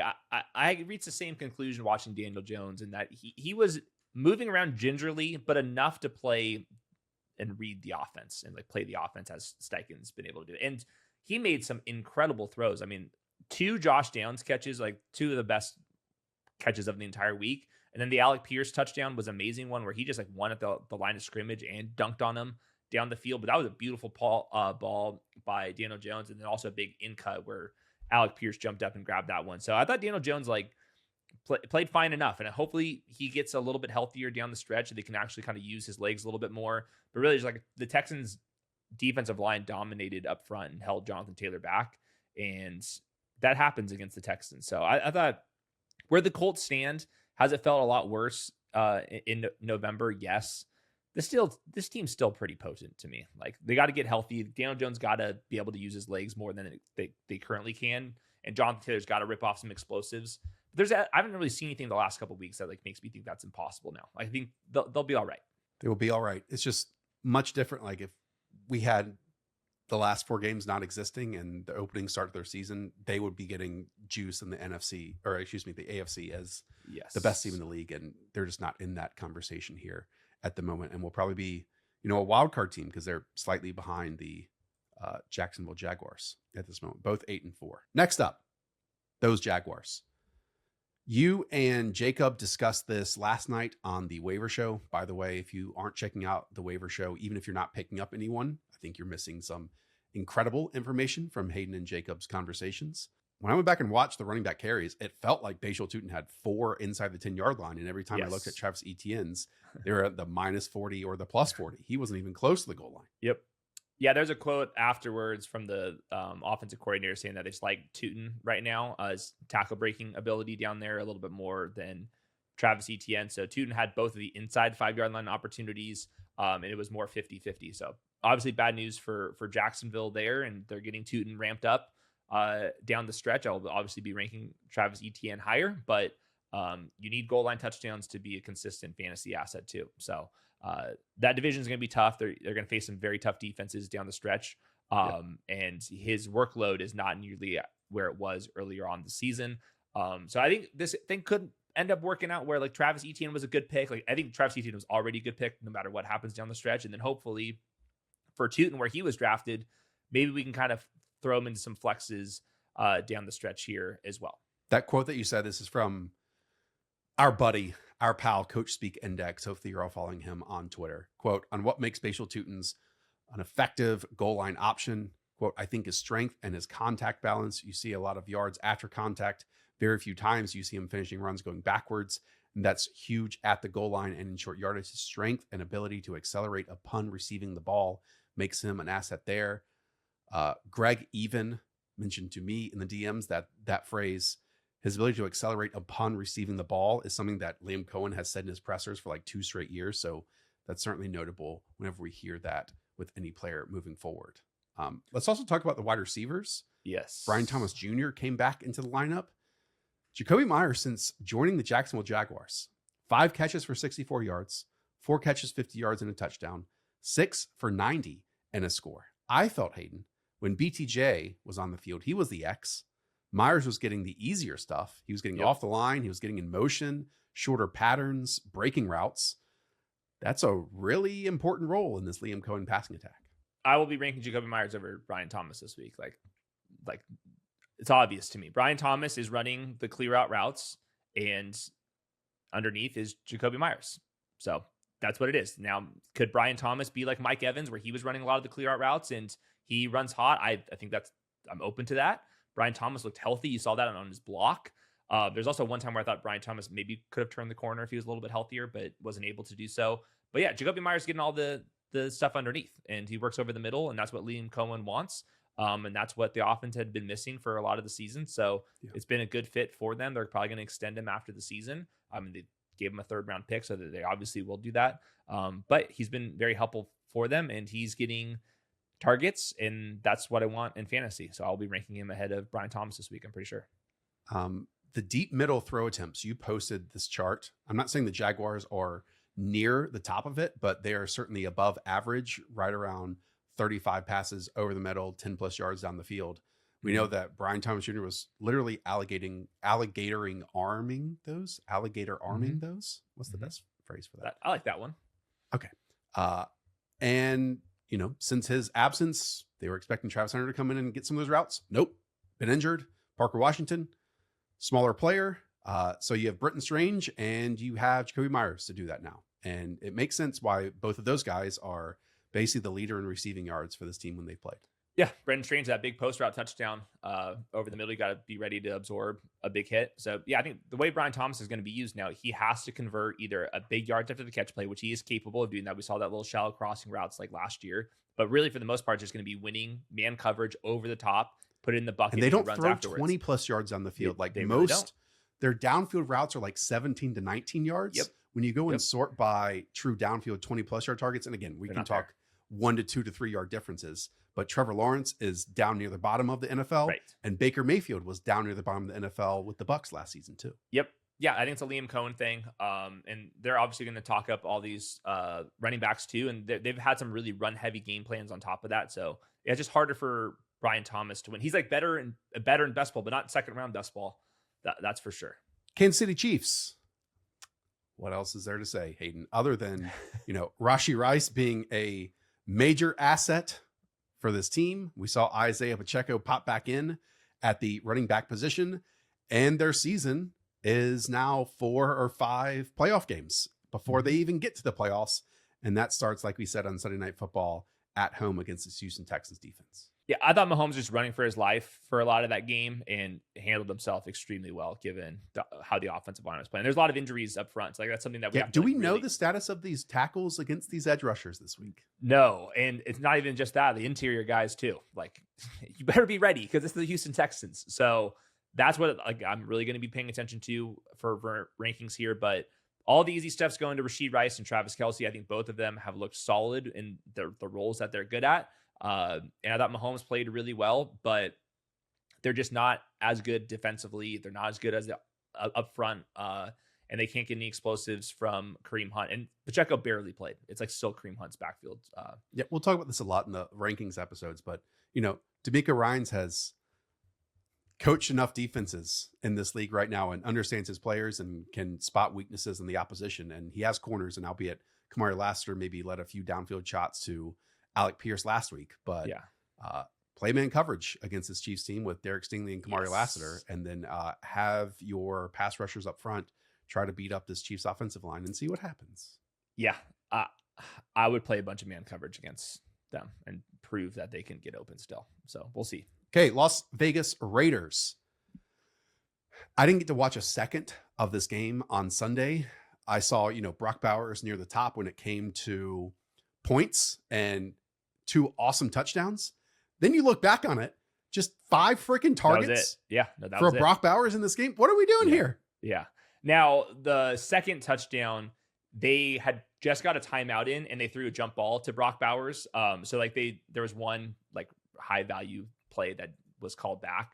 But yeah, for the most of the game, it was all just runs up the middle and it went nowhere. I looked at it like just last week, 33% neutral pass rate in this one, which just means like Ashton Genty running you pick a gap, A, B, C, D, E, F, G. It doesn't matter. It's going for negative yards. That's just the way it goes right now. And then when they were dropping back, it was a bunch of like screens to freaking Ashton Genty that were also like going nowhere because it's super predictable. So yeah, I learned absolutely nothing from the third time Raiders offensive coordinator. We should expect nothing because the offense can't go anywhere.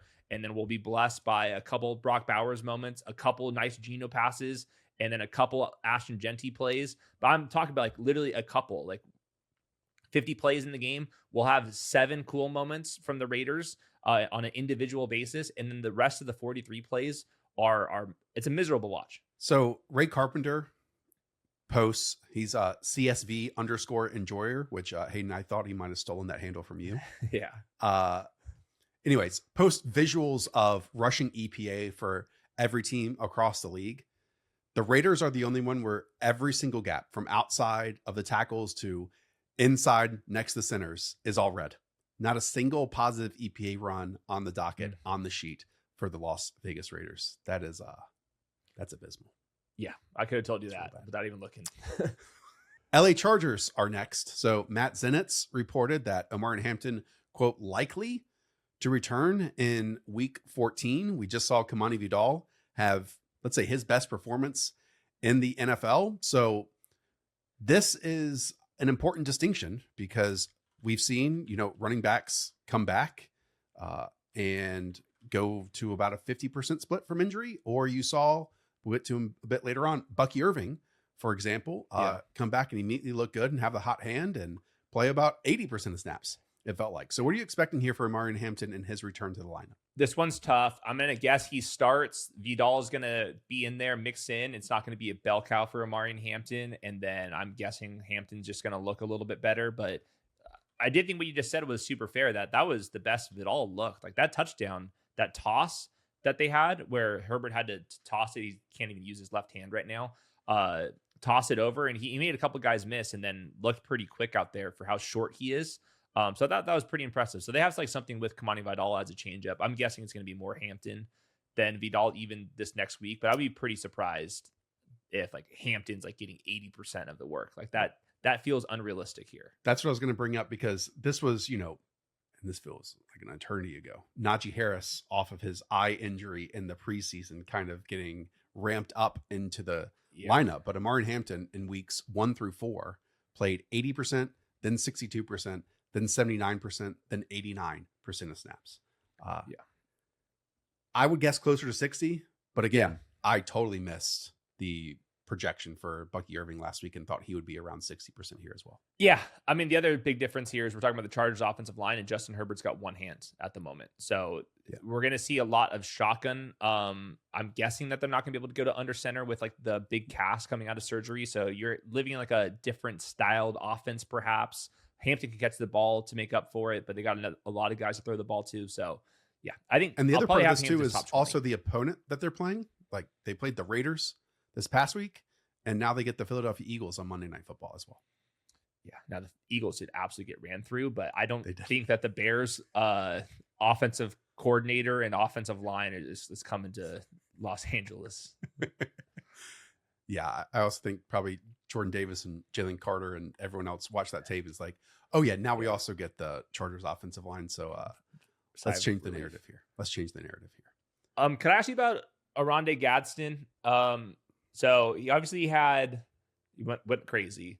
The last 3 healthy games are removed. The one game where he was partially injured. He's at 5.8 expected points. He's like barely getting home. Keenan Allen is now wide receiver 52 in usage this month. Quentin Johnson's the wide receiver 54 in usage this month. Is it just Ladd McConkey now? Like we went to like where all 4 of them were must plays. Is the answer now it's just Ladd McConkey? Like me being serious. Like that's how it's been for most of the month. Yeah, the season's very long. And especially when you have a game when they're projected for only 19 points. Yes. It can't be many of them. No, it'll just be Ladd McConkey.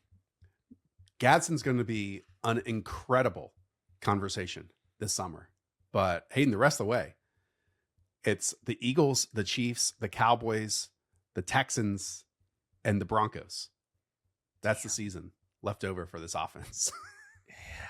Yeah. I mean, I can tell you the conversation next offseason, we're not going to be able to control ourselves. I can tell you that. Yeah. I mean, he went from the tight end 1 and 4 in scoring when he played a lot. He's still playing a lot. It's the tight end 15, 31, 21, and 33. I do feel like with some of these offensive line issues that they are getting some bigger bodies out there, i.e. not as much Arondé Gadsden, which again does make sense when you're trying to block people up front. And that might happen even more against the Philadelphia Eagles front too. His snap rate has dropped a little bit, just a little bit. I think that the difference is with and without Joe Alt does explain some of it. Okay, let's talk about the Los Angeles Rams. Still the best team in the NFL. Yes. Can I bring up Blake Corum? Because his 7 carries were freaking electric. Went for gains of 13, 6, 14, 6, 2-yard touchdown, 34 and 6. I think you can make the argument that the Rams were moving the ball outside of, their 3 turnovers for most of the game. And a good portion of that was in the air. But at the same time, in the elements, running the football a bit more. They were also moving the ball doing that. Kyron Williams was fantastic too. But Blake Corum, you and I have a soft spot for him. Mm-hmm. Not the most athletic player. I always bring up, to me, running back is the position where athleticism and testing matters the least, because when your eyes and feet are connected and where you have no wasted movement and fat to your game like Blake Corum, it can make you be faster than the actual testing guys who run 4.29 and such. I see it the same way. There's a reason why, as much as Sean McVay loves Kyron Williams, they're getting Blake Corum to still rotate drives. And that's just what it's been. Like it's actually a pretty easy backfield to get right, because they just like almost without exception just rotate drives. So that's what happened here. I think we also kind of nailed the Kyron Williams stuff in the offseason, where we're not saying that he's going to completely suck in fantasy, but we called him more of an RB2 and didn't love his price tag. And I think that's like largely think he been scored true. As a running back 1 this year, though. Just being honest. Yeah, but it has not been like where it was previously. But it's like, because the Rams are just like a better team this year. Yeah. He has been losing the snaps. So it's almost like we are right until we're wrong. Yeah. In a way. Yeah. There's definitely an element to that. Also, the Rams are second in neutral pass rate this month. And I think what you said, this offense was, they were getting a first down like almost every single play until they turned the ball over. Like turnovers happen in the NFL. If you turn the ball over, if you throw an interception and it goes into the other end zone, guess what? You're very ripe to lose games in the NFL. I'm not changing anything about my Rams like expectations the rest of the way. I was pretty surprised though, more so about the defensive line. Just a kind of total lack of pressure and upfield movement, it felt like, on the Panthers offense. Kyron is the running back 11 in points per game on the season. I do want to just repeat that Devontae Adams this season has more receiving touchdowns than Puka Nacua has in his 3-year Rams career. That is just a nutso stat. We get things wrong a lot doing the show. We get some things right as well. Calling out the Devontae Adams red zone production in comparison to Puka Nacua, where Cooper Kupp and Demarcus Robinson had more red zone touchdowns than Puka. Don't get me wrong. Puka's an incredible talent. One day, I sometimes think, Hayden, and this is such a dumb thing to say into a microphone, sometimes think of what's the one question I would ask like each head coach around the league. Yeah. My one with Sean McVay might be, hey, we all know Puka Nacua is a top 5 wide receiver talent in the NFL. Yeah. What the hell happens inside the 10-yard line? Why can he not score touchdowns? Why is he not targeted in that area of the field? What is the difference? Dude, It's a fantastic question because he can also moss guys. I mean, we just saw one of the best catches I've ever seen. I mean, if he could do that, he could probably catch a freaking pass at the 4-yard line. But yeah, I posted this chart. Receiving touchdowns like the expected. Devontae Adams is expected to score 10, which, by the way, there's not even another wide receiver above 7.5, so he sticks out like a sore thumb. He's also very efficient on them. But Puka's expected touchdowns, he has 4 this year. His expected is only at 4.8. So, I mean, he's like double the expectations of touchdowns, and he's tripling them. It's because of the crazy called runs that, just like Odell had in the Super Bowl, where he can win small with slants, he can win big with fades, and it's the mind meld that, you know, he and Aaron Rodgers had too back in Green Bay. Yeah, it's amazing. Yeah. What a hit. Thank you for not judging me on that admission that I had. That in the shower, I think about these questions that it's probably a good podcast idea. Yeah, we should probably do that in the off season. The one question we would ask every single team. And a lot of them would be like, what the hell is going on, dude? Hayden, what one question would you ask Jonathan Gannon? Anyways, that would be so boring. Okay, let's talk about the Miami Dolphins here. Darren Waller returned. Darren Waller in the first quarter had like 47 yards, some big plays. He did end up playing just 46% of the snaps, and it felt like less after halftime. Anything you want to add about this team in general? Yeah, he got open twice early. I thought that his speed looked normal. It was a pec injury after all, so I think that should be like expected. He also was like nearly in the end zone for a pass where Tua kind of led him. He's running the back of the end zone and wasn't able to get his feet in. They were kind of just like not on the same page. Ball kind of floated away from Tua, and also Waller was kind of in no man's land, but he nearly scored a touchdown. If he would have scored a touchdown, everybody would be talking about him. So I do think that he has the opportunity to slide and be a fantasy tight end 1. I'm not sure exactly who they play in matchups and stuff, but he's at least in my consideration right now, like off the surface, to be like a top 12 fantasy tight end. And I think that his workload will increase as he gets his feet wet. The matchups are nice. It's at the Jets, at the Steelers, and then the Cincinnati Bengals before week 17, the Tampa Bay Buccaneers. But other than the Bucs defensive line, I think you can kind of get at them a little bit. Draft Sharks actually has the Dolphins as the easiest running back schedule the rest of the way. I mentioned this on the Sunday night recap. I just want to reiterate that I really believe that Devon Achane is the most underrated, underappreciated superstar in the NFL. Here's a stat from NFL Pro. He's the 6th player since the 1970 merger with 20 plus rushing touchdowns and 10 plus receiving touchdowns in the first 40 career games. Yeah, unreal.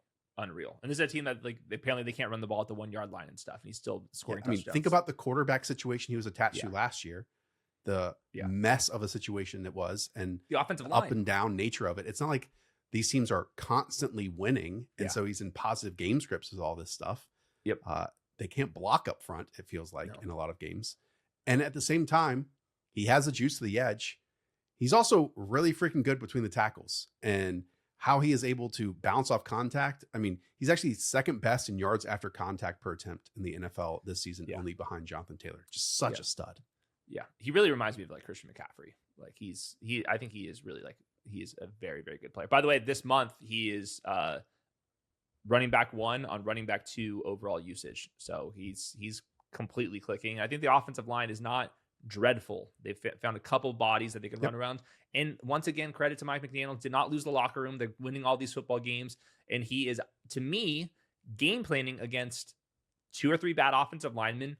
And Tua, like you said, it was just like not a clean game from Tua. So he's working around all this stuff and still getting some production. And a lot of it ends up going to Devon Achane. Achane is a top 5 fantasy running back this year, actually tied at number 4 with Bijan Robinson in points per game. Again, that goes JT, CMC, Jahmyr Gibbs, anywhere from 23 to 20 fantasy points per contest.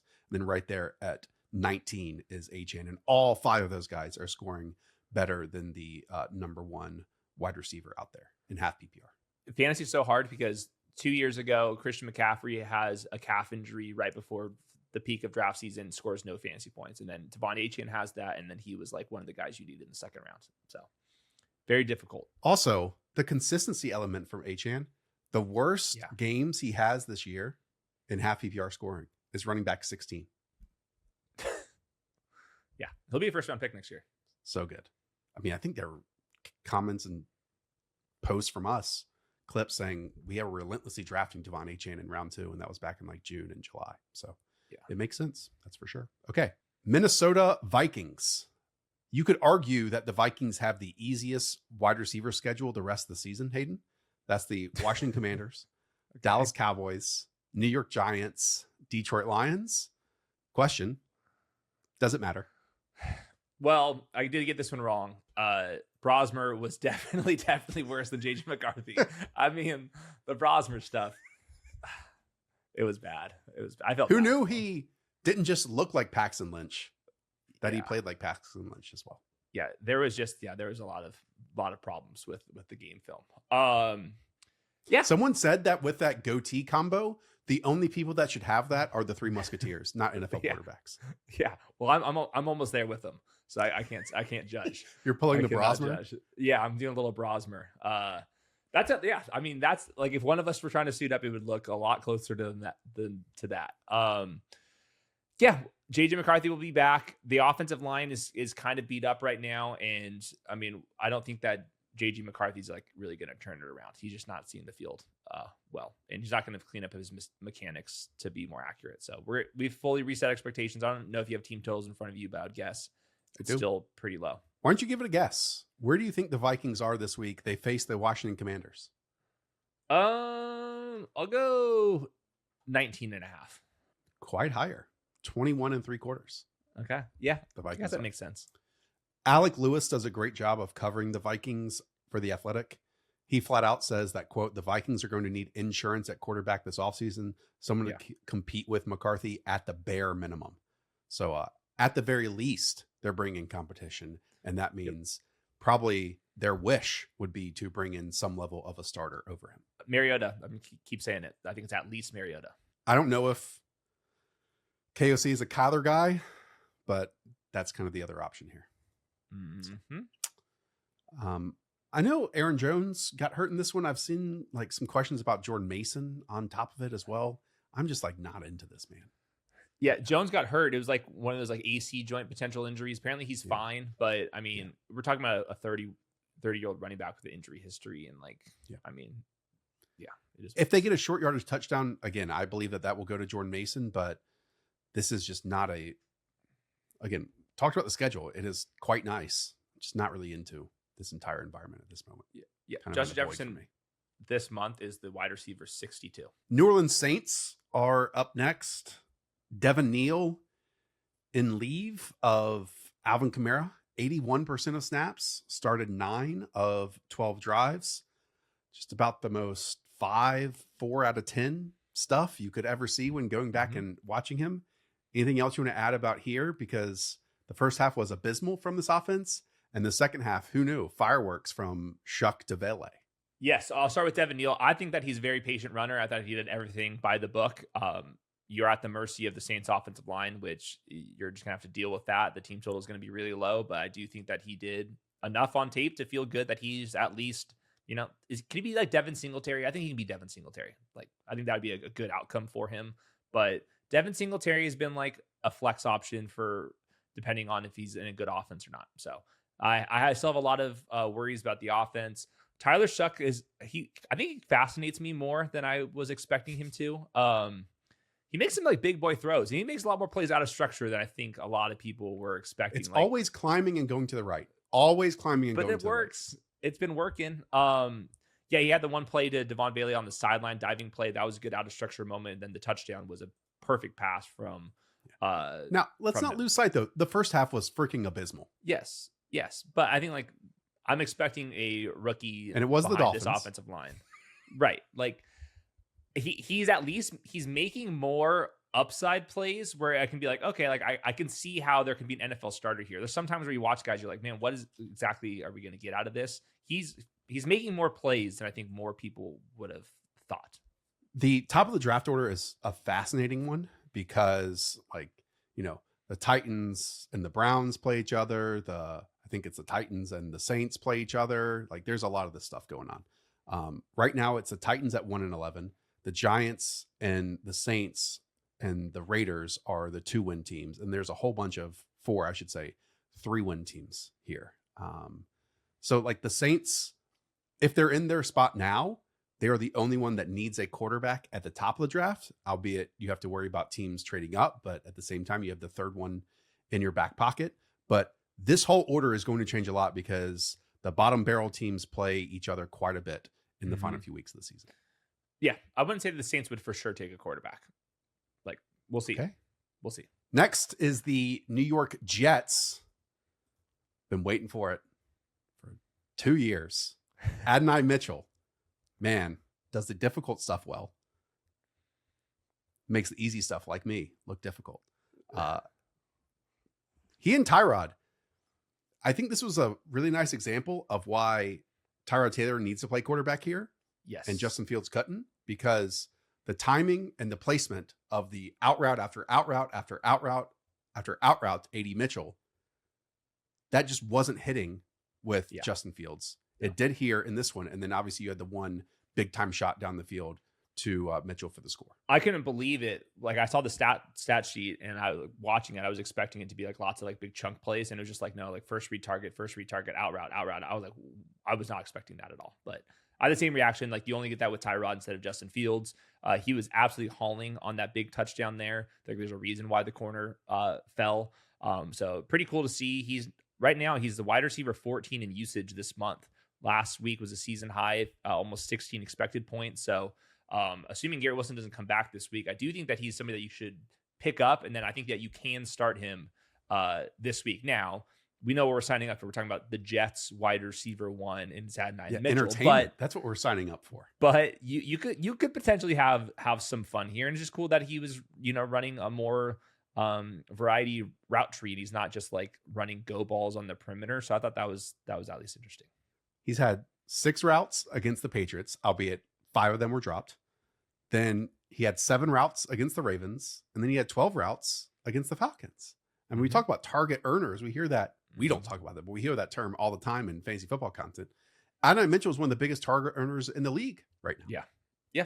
I have nothing else to say. Also say John Mechie, 10.8 expected points last week. That was a season high from him as well. So like in DFS and stuff, I think that John Mechie's in the mix. Also, the Jets offensive line, they got some like real pieces there. Like, like they got some real deal pieces up front, and they got a lot of draft picks and opened up cap space down the road. So hopefully they can find the right quarterback.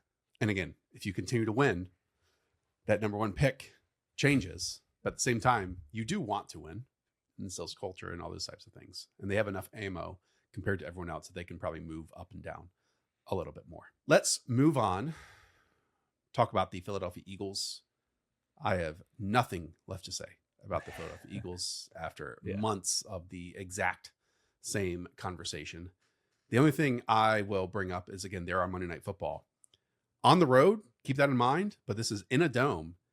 What do you think their projected team total is against the LA Chargers? I mean, it should be a lot. 26. It's all the way down at 21.5 points. Whoa. Yeah, that's embarrassing. Yeah.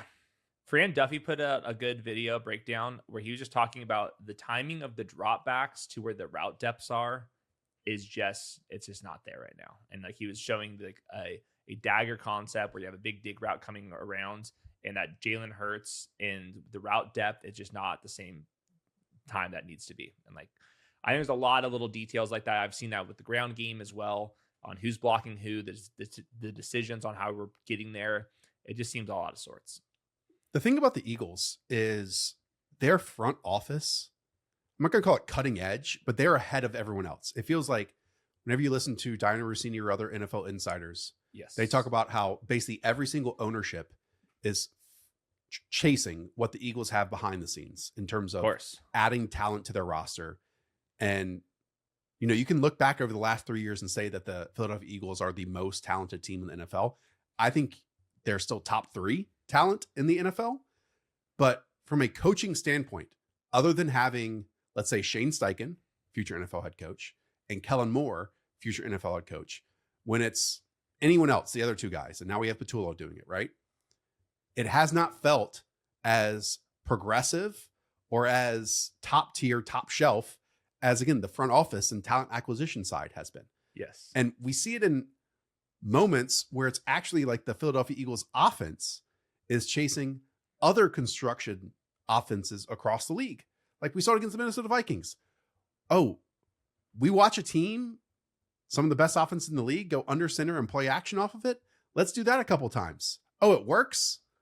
Oh, why weren't we doing that? Why couldn't we have self-scouted and been doing that this entire time? You know, and then they go away from it. So it's impossible just to blame the quarterback. It's impossible just to blame the offensive line. It's impossible just to blame the play caller or AJ Brown and his waning and waxing efforts. Right. I think it's the combination of it all, but it is just certainly not matching the quality of the talent acquisition side of the team. Well, how about this? Like, just where the Jalen Hurts quarterback design runs. He's a 27-year-old. He's very effective at it. And right now, looking at it, since he's been the starter back in 2021, this is by far his fewest attempts per game. Like, basically, the only time he's getting an attempt is the tush push. But Jalen Hurts, when he's like scrambling around and the quarterback design stuff, where did that go? That was always working. Like, you would think that when the offense is like having some meltdowns and you can't run the ball with your running back, that you would at least get more Jalen Hurts quarterback power runs and stuff. Like, are you seeing that? I don't remember seeing any of that this year either, which is, I think the coaching staff on the offense, it's really, really lackluster. At the same time, I do think a quarterback, there's some responsibility there of what he is comfortable with, what he is good at, and then what can you call in those situations. And I also buy into there just being total frustration because a team in the locker room knows how good they are and they aren't as good on the field. Did you hear? I can't remember who was calling this game. It might have been Tirico and Collinsworth or Tirico and Jason Garrett. Anyways, someone mentioned that Jalen Hurts basically said he doesn't want to run the tush push anymore and that he just wants to do quarterback sneaks. Yeah. And it's like, oh, I don't even need the tush push. I'm good enough to do this. So I don't know if that's him just like trying to get ahead of this narrative once the rule changes. But that's also, hey, this play has been so successful for you guys. Yes. But you're also saying, I actually don't need it. I'm good enough without it. Like I do remember him saying weird disconnect. That was weird. Yeah, I couldn't explain that one. Yeah, you beat me there. I mean, it's a play that literally no one across the league can do consistently, and you guys can. Albeit dicey with some false starts here and there.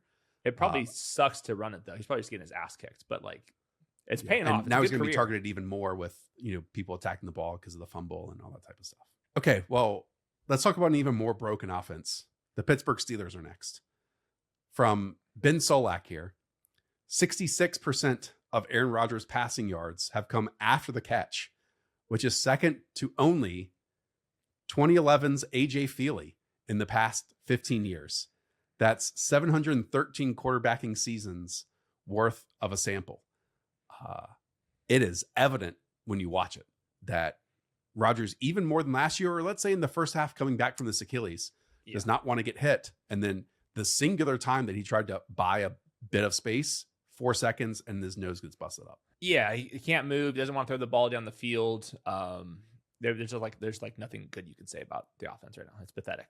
And what's up with Schefter, Rap Sheet, and they're getting fed this. Like, I'm not blaming them, but all this week they're like, we're not gonna freaking fire Mike Tomlin. Like, it was like this coordinated effort to be like, let's finish out the season. Let's see what this thing turns into by the end of this thing. I wouldn't be jumping to conclusions. Like, maybe they think they can trade him away, but I don't know. It's not a good situation. I'll flip it though. If Tomlin does leave, and if it's his decision if he wants to leave, apparently, what's like the future of the Steelers? You have no quarterback. I was looking at the TJ Watt contract. He's got $42 million guaranteed in back-to-back seasons. You paid DK Metcalf like elite wide receiver one money. He's like nowhere near that. Like, what are the other pieces of the offense that you're so super stoked about? Like, how intriguing of a job is this? You get Joe Burrow and Lamar Jackson, and they're like, I don't know. I've got a lot of concerns about the Pittsburgh Steelers way. Like, it seems like they're stuck in like the 2010s. Like, we gotta change this thing up. One thing with the Steelers is, they change their head coach never less frequently than like the Pope changes. It's every 15 years. Right. I mean, but that's if you're good. For Bill Cowher. Right. But that's if you're good. What if you're bad? They probably get your ass out of there right away. And look, some of the best coaches in the league are on their second stops because it just gets stale at some point. Like Andy Reid in Philadelphia, it got stale. Like, we know Bill Belichick in New England, that wasn't his first head coaching gig. Sean Payton, it got stale and other things happened in New Orleans. Let's put it that way. Yes. And Mike Vrabel fired in Tennessee. And so all these Steelers coaches are one and done with that organization, and then they're out of there. Mike Tomlin's done some really good things, but the league has also changed in the 15 years that he has been the coach of that team. I would say that he and their staff over the last 5-6 years have actually done a pretty good job with player development. Like a lot of players grow into really good, good versions of themselves, either on second contracts on their squad or going on to others in free agency. But then at the same time, he hasn't really developed himself as catching up to the current age of decision-making and winning in the margins. I mean, he does his own kind of like, I don't know how dark arts get people to the playoffs, but the fourth down decision-making stuff and forcing a modern offense and instead wanting to just run it back with the oldest of old quarterbacks or very limited stylings of quarterbacks just does not make any sense to me. Yeah, it's just like an old team in general. I'm worried about them. Like, I wouldn't be surprised if Tomlin's like, what about the Steelers do I want? I should just go get it. I should go be a head coach somewhere else. Like, and I would think that's totally right. What if I told you they got older today, Hayden, as they claimed Adam Thielen on waivers? I didn't even see that. Oh my God. In the middle of the show, they have claimed Adam Thielen on waivers, which, by the way, Adam Thielen's wife took to Instagram to explain why Thielen himself wanted and asked for his release, which is, by the way, the second move he requested this season after being traded away by the Panthers. She said it's not about wins or losses. It's just about getting on the field and touching grass, basically. I thought he wanted to go to a contender. Yeah. I mean, it's the Pittsburgh Steelers, and they're taking on $1.1 million. So yeah, Adam Thielen is the Pittsburgh Steeler now. Thoughts? I mean, first of all, the Kwesi trade to get Adam Thielen to Minnesota is, I mean, so brutal, beyond egregious. Basically a fourth-round pick to get him. Yeah. I mean, the offense literally just got slower. I don't even know how it's possible. It's over. San Francisco 49ers. So there's been a lot of Ricky Pearsall conversation. I understand it. I will also add, we were not expecting this game against the Cleveland Browns to be a Ricky Pearsall game for multiple reasons. One, it's the Browns. Right. Two, it was on the road. Three, it was terrible weather that the downfield passing was not going to be a consistent element here. So unfortunately, that makes it kind of a string of 3 games here, which is difficult because in the opening 3 or 4 weeks of the season, he was like number 1 in yards across the league. Yeah, but like those were like big chunk plays down the field, which is like credit, like that's awesome. But It wasn't like he was like getting 10 targets and stuff. So I think that's just going to be the hard part with him. Like I think he's a decent player. It's an awesome offense, but he's just not going to get peppered with targets. Like the ball keeps going to Jawan Jennings, Christian McCaffrey, and George Kittle, and then he's running the clear out routes. So clear out routes don't pay the bills in fantasy. That's just kind of how it goes. And it's their bye week on top of it. So I think he's going to be a productive player for them, but not in the ways that we kind of get fantasy points. So it's totally different structure. I'm not sure if you saw the comments from John Lynch talking about like Brandon Ayuk, but they're like, is it realistic that he comes back? No, but they're hopeful. I'm just like, that situation is over. That's crazy. I feel like he just ends up in Washington with Jaden Daniels. He's kind of his actions and basically not fighting, getting guaranteed money taken away. That's crazy. He didn't even fight it, and he had days to do it, apparently, or weeks, or I don't even remember. Jaden Daniels must be awesome. I mean, you're going to give up that much money? To me, he already knows like the outcome that he is going to. I don't know if there's been back channel communications with Adam Peters, who worked with the 49ers, or back channel communication with Jaden Daniels. Maybe I'm wrong, but it just seems like Brandon Ayuk already knows the next destination for him and the next place he's playing. It's just great. Like he's just not going to suit up this year. Let's talk about the Seattle Seahawks. You can talk about this running back room. It's very much the same. I mean, Ken Walker is freaking sweet still. Some cool explosive plays. It did feel like a bit more canine than usual, but then we know what happens. Touchdown goes to Zach Charbonnet. I don't know if we want to go through this discourse anymore. Hayden. No, I mean, it's more like chunks of the game went Kenneth Walker's direction, but Charbonnet still getting the 2-minute drill. Right. Yeah. I think what was more fascinating about this is the pass game, real quick, because Flores blitzed Sam Darnold 69% of the time, which he already threatened him before the game that he said he was going to do this. And he did, and he should, because this is where Sam Darnold's been his weakest. I think that the Seahawks in general have some issues against that, because a lot of that, there was 4 pass deflections, which were sometimes like Sam Darnold like trying to throw the ball into the flats, where like Van Ginkel has taught everybody on that defense to swat the ball down. There was a couple failed screen attempts too. So it was the result was the same. It was a very bad game from Sam Darnold in the stat sheet. It was not the like seeing go scheme where he's running around and just like flailing interceptions left and right. That it was less of that. It was just that they didn't have like a buttoned up pressure plan against them, and they got to figure that out, because the blueprint is out. Like the worst games that Darnold's had has been these type of games. So I think just like in general, the Seahawks got to clean that up. There's a lot of deflected passes, bad screens when they were crowding the line of scrimmage with all the pre-snap pressure that Flores typically throws out there. And look, they're still in the NFC West. They have the same exact record as the LA Rams right now, and 1 fewer loss, despite, 1 fewer game played than the San Francisco 49ers. The rest of the way here for the Seahawks, it's the Falcons, the Colts, the Rams, the Panthers, and then the 49ers to close it out. I've been disappointed by the Rashid Shaheed production since joining.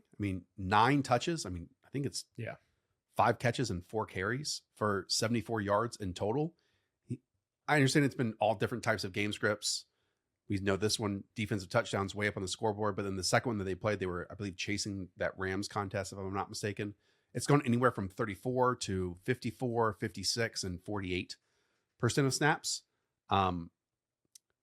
It might be in the back of their head of, okay, we're going to get potentially in a game in the playoffs or towards the regular season, we're going to have to chase games. Yes. I still feel their identity, they want to be a 12 personnel offense, which puts 2 wide receivers out there, and just flat out, Rashid Shaheed has not overtaken Cooper Kupp right now in 2 wide receiver sets. So while I was hoping that we would get the Clint Kubiak, Sam Darnold, Rashid Shaheed experience, right now it has not happened. It might change. And in a pivotal moment, it might come down with a big play.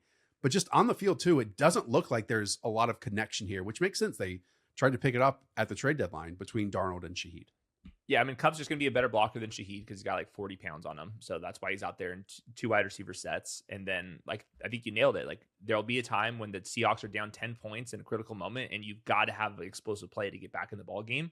And they traded for moments with Rashid Shaheed, not like consistent production. So he's still a really good player. But yeah, I think it's fair to say that for fantasy purposes, it's completely over. And then hopefully they made this trade. It was a decent amount of capital to do this trade, because in the playoffs, when they're down 7 and they need a big explosive, that they have another option, because they're really crowding the JSN side. I thought that's another big point what the Vikings did. Those safeties, they might have like put them right next to the sideline on whatever side JSN was on. So that was just something that, to run counter to all the big JSN downfield moments, you have to have somebody else that can separate.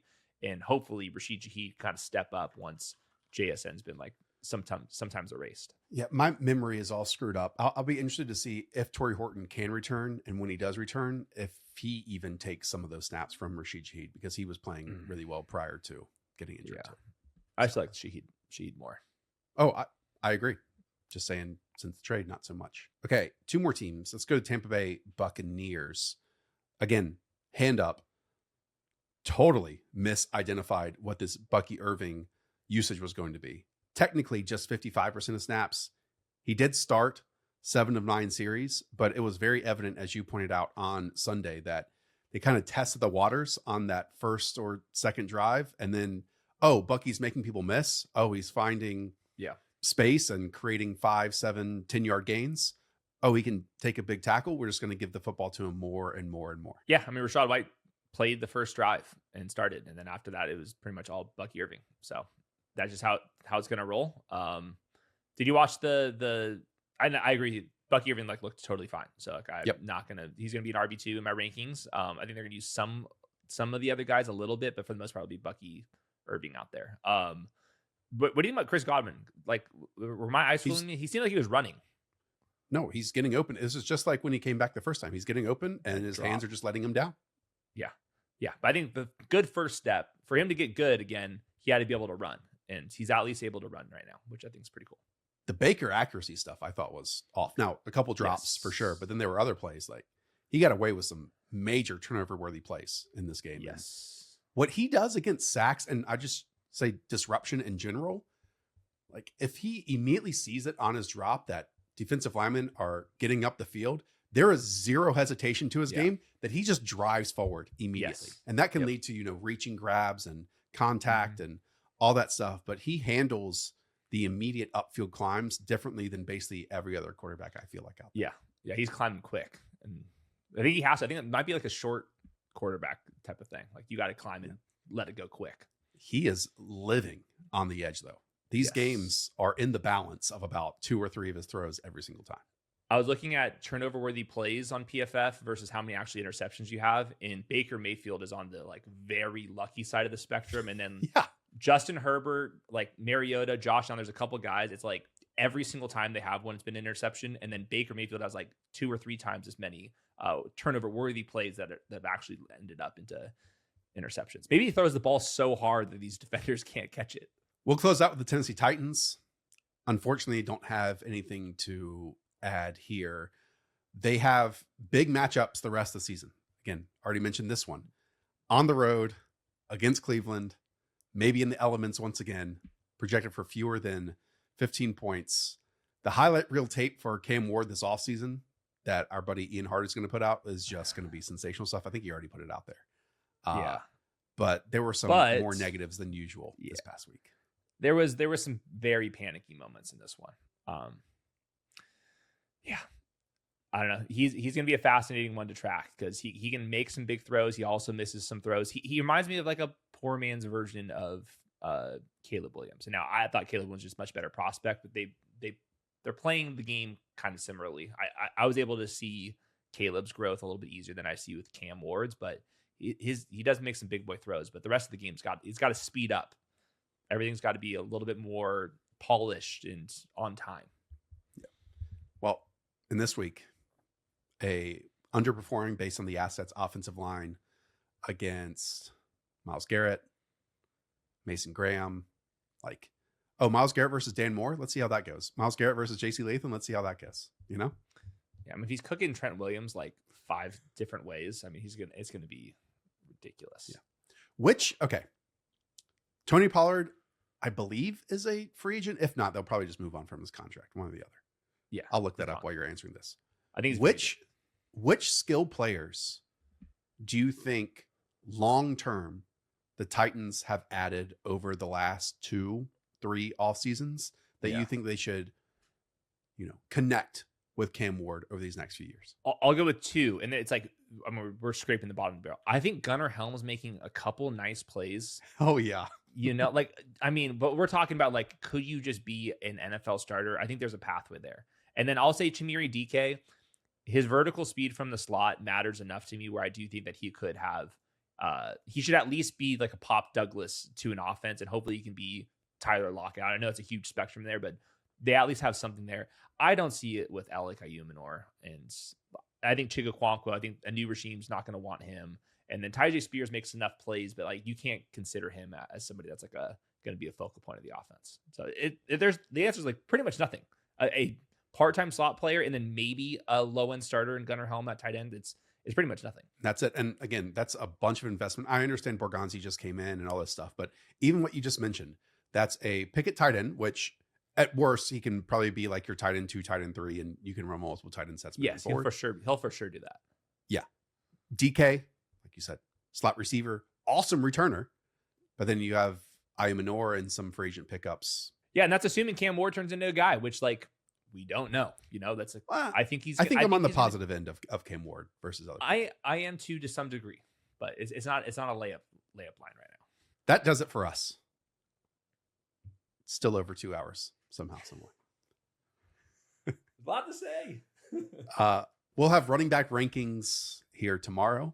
We're still gonna have nothing on Thursday, so we can have more notes on the docket for Friday and Saturday shows of wide receivers and quarterbacks and tight ends. So we get a day off in season, kind of. we'll still be very busy on Thursdays as well. So thank you all for tuning in.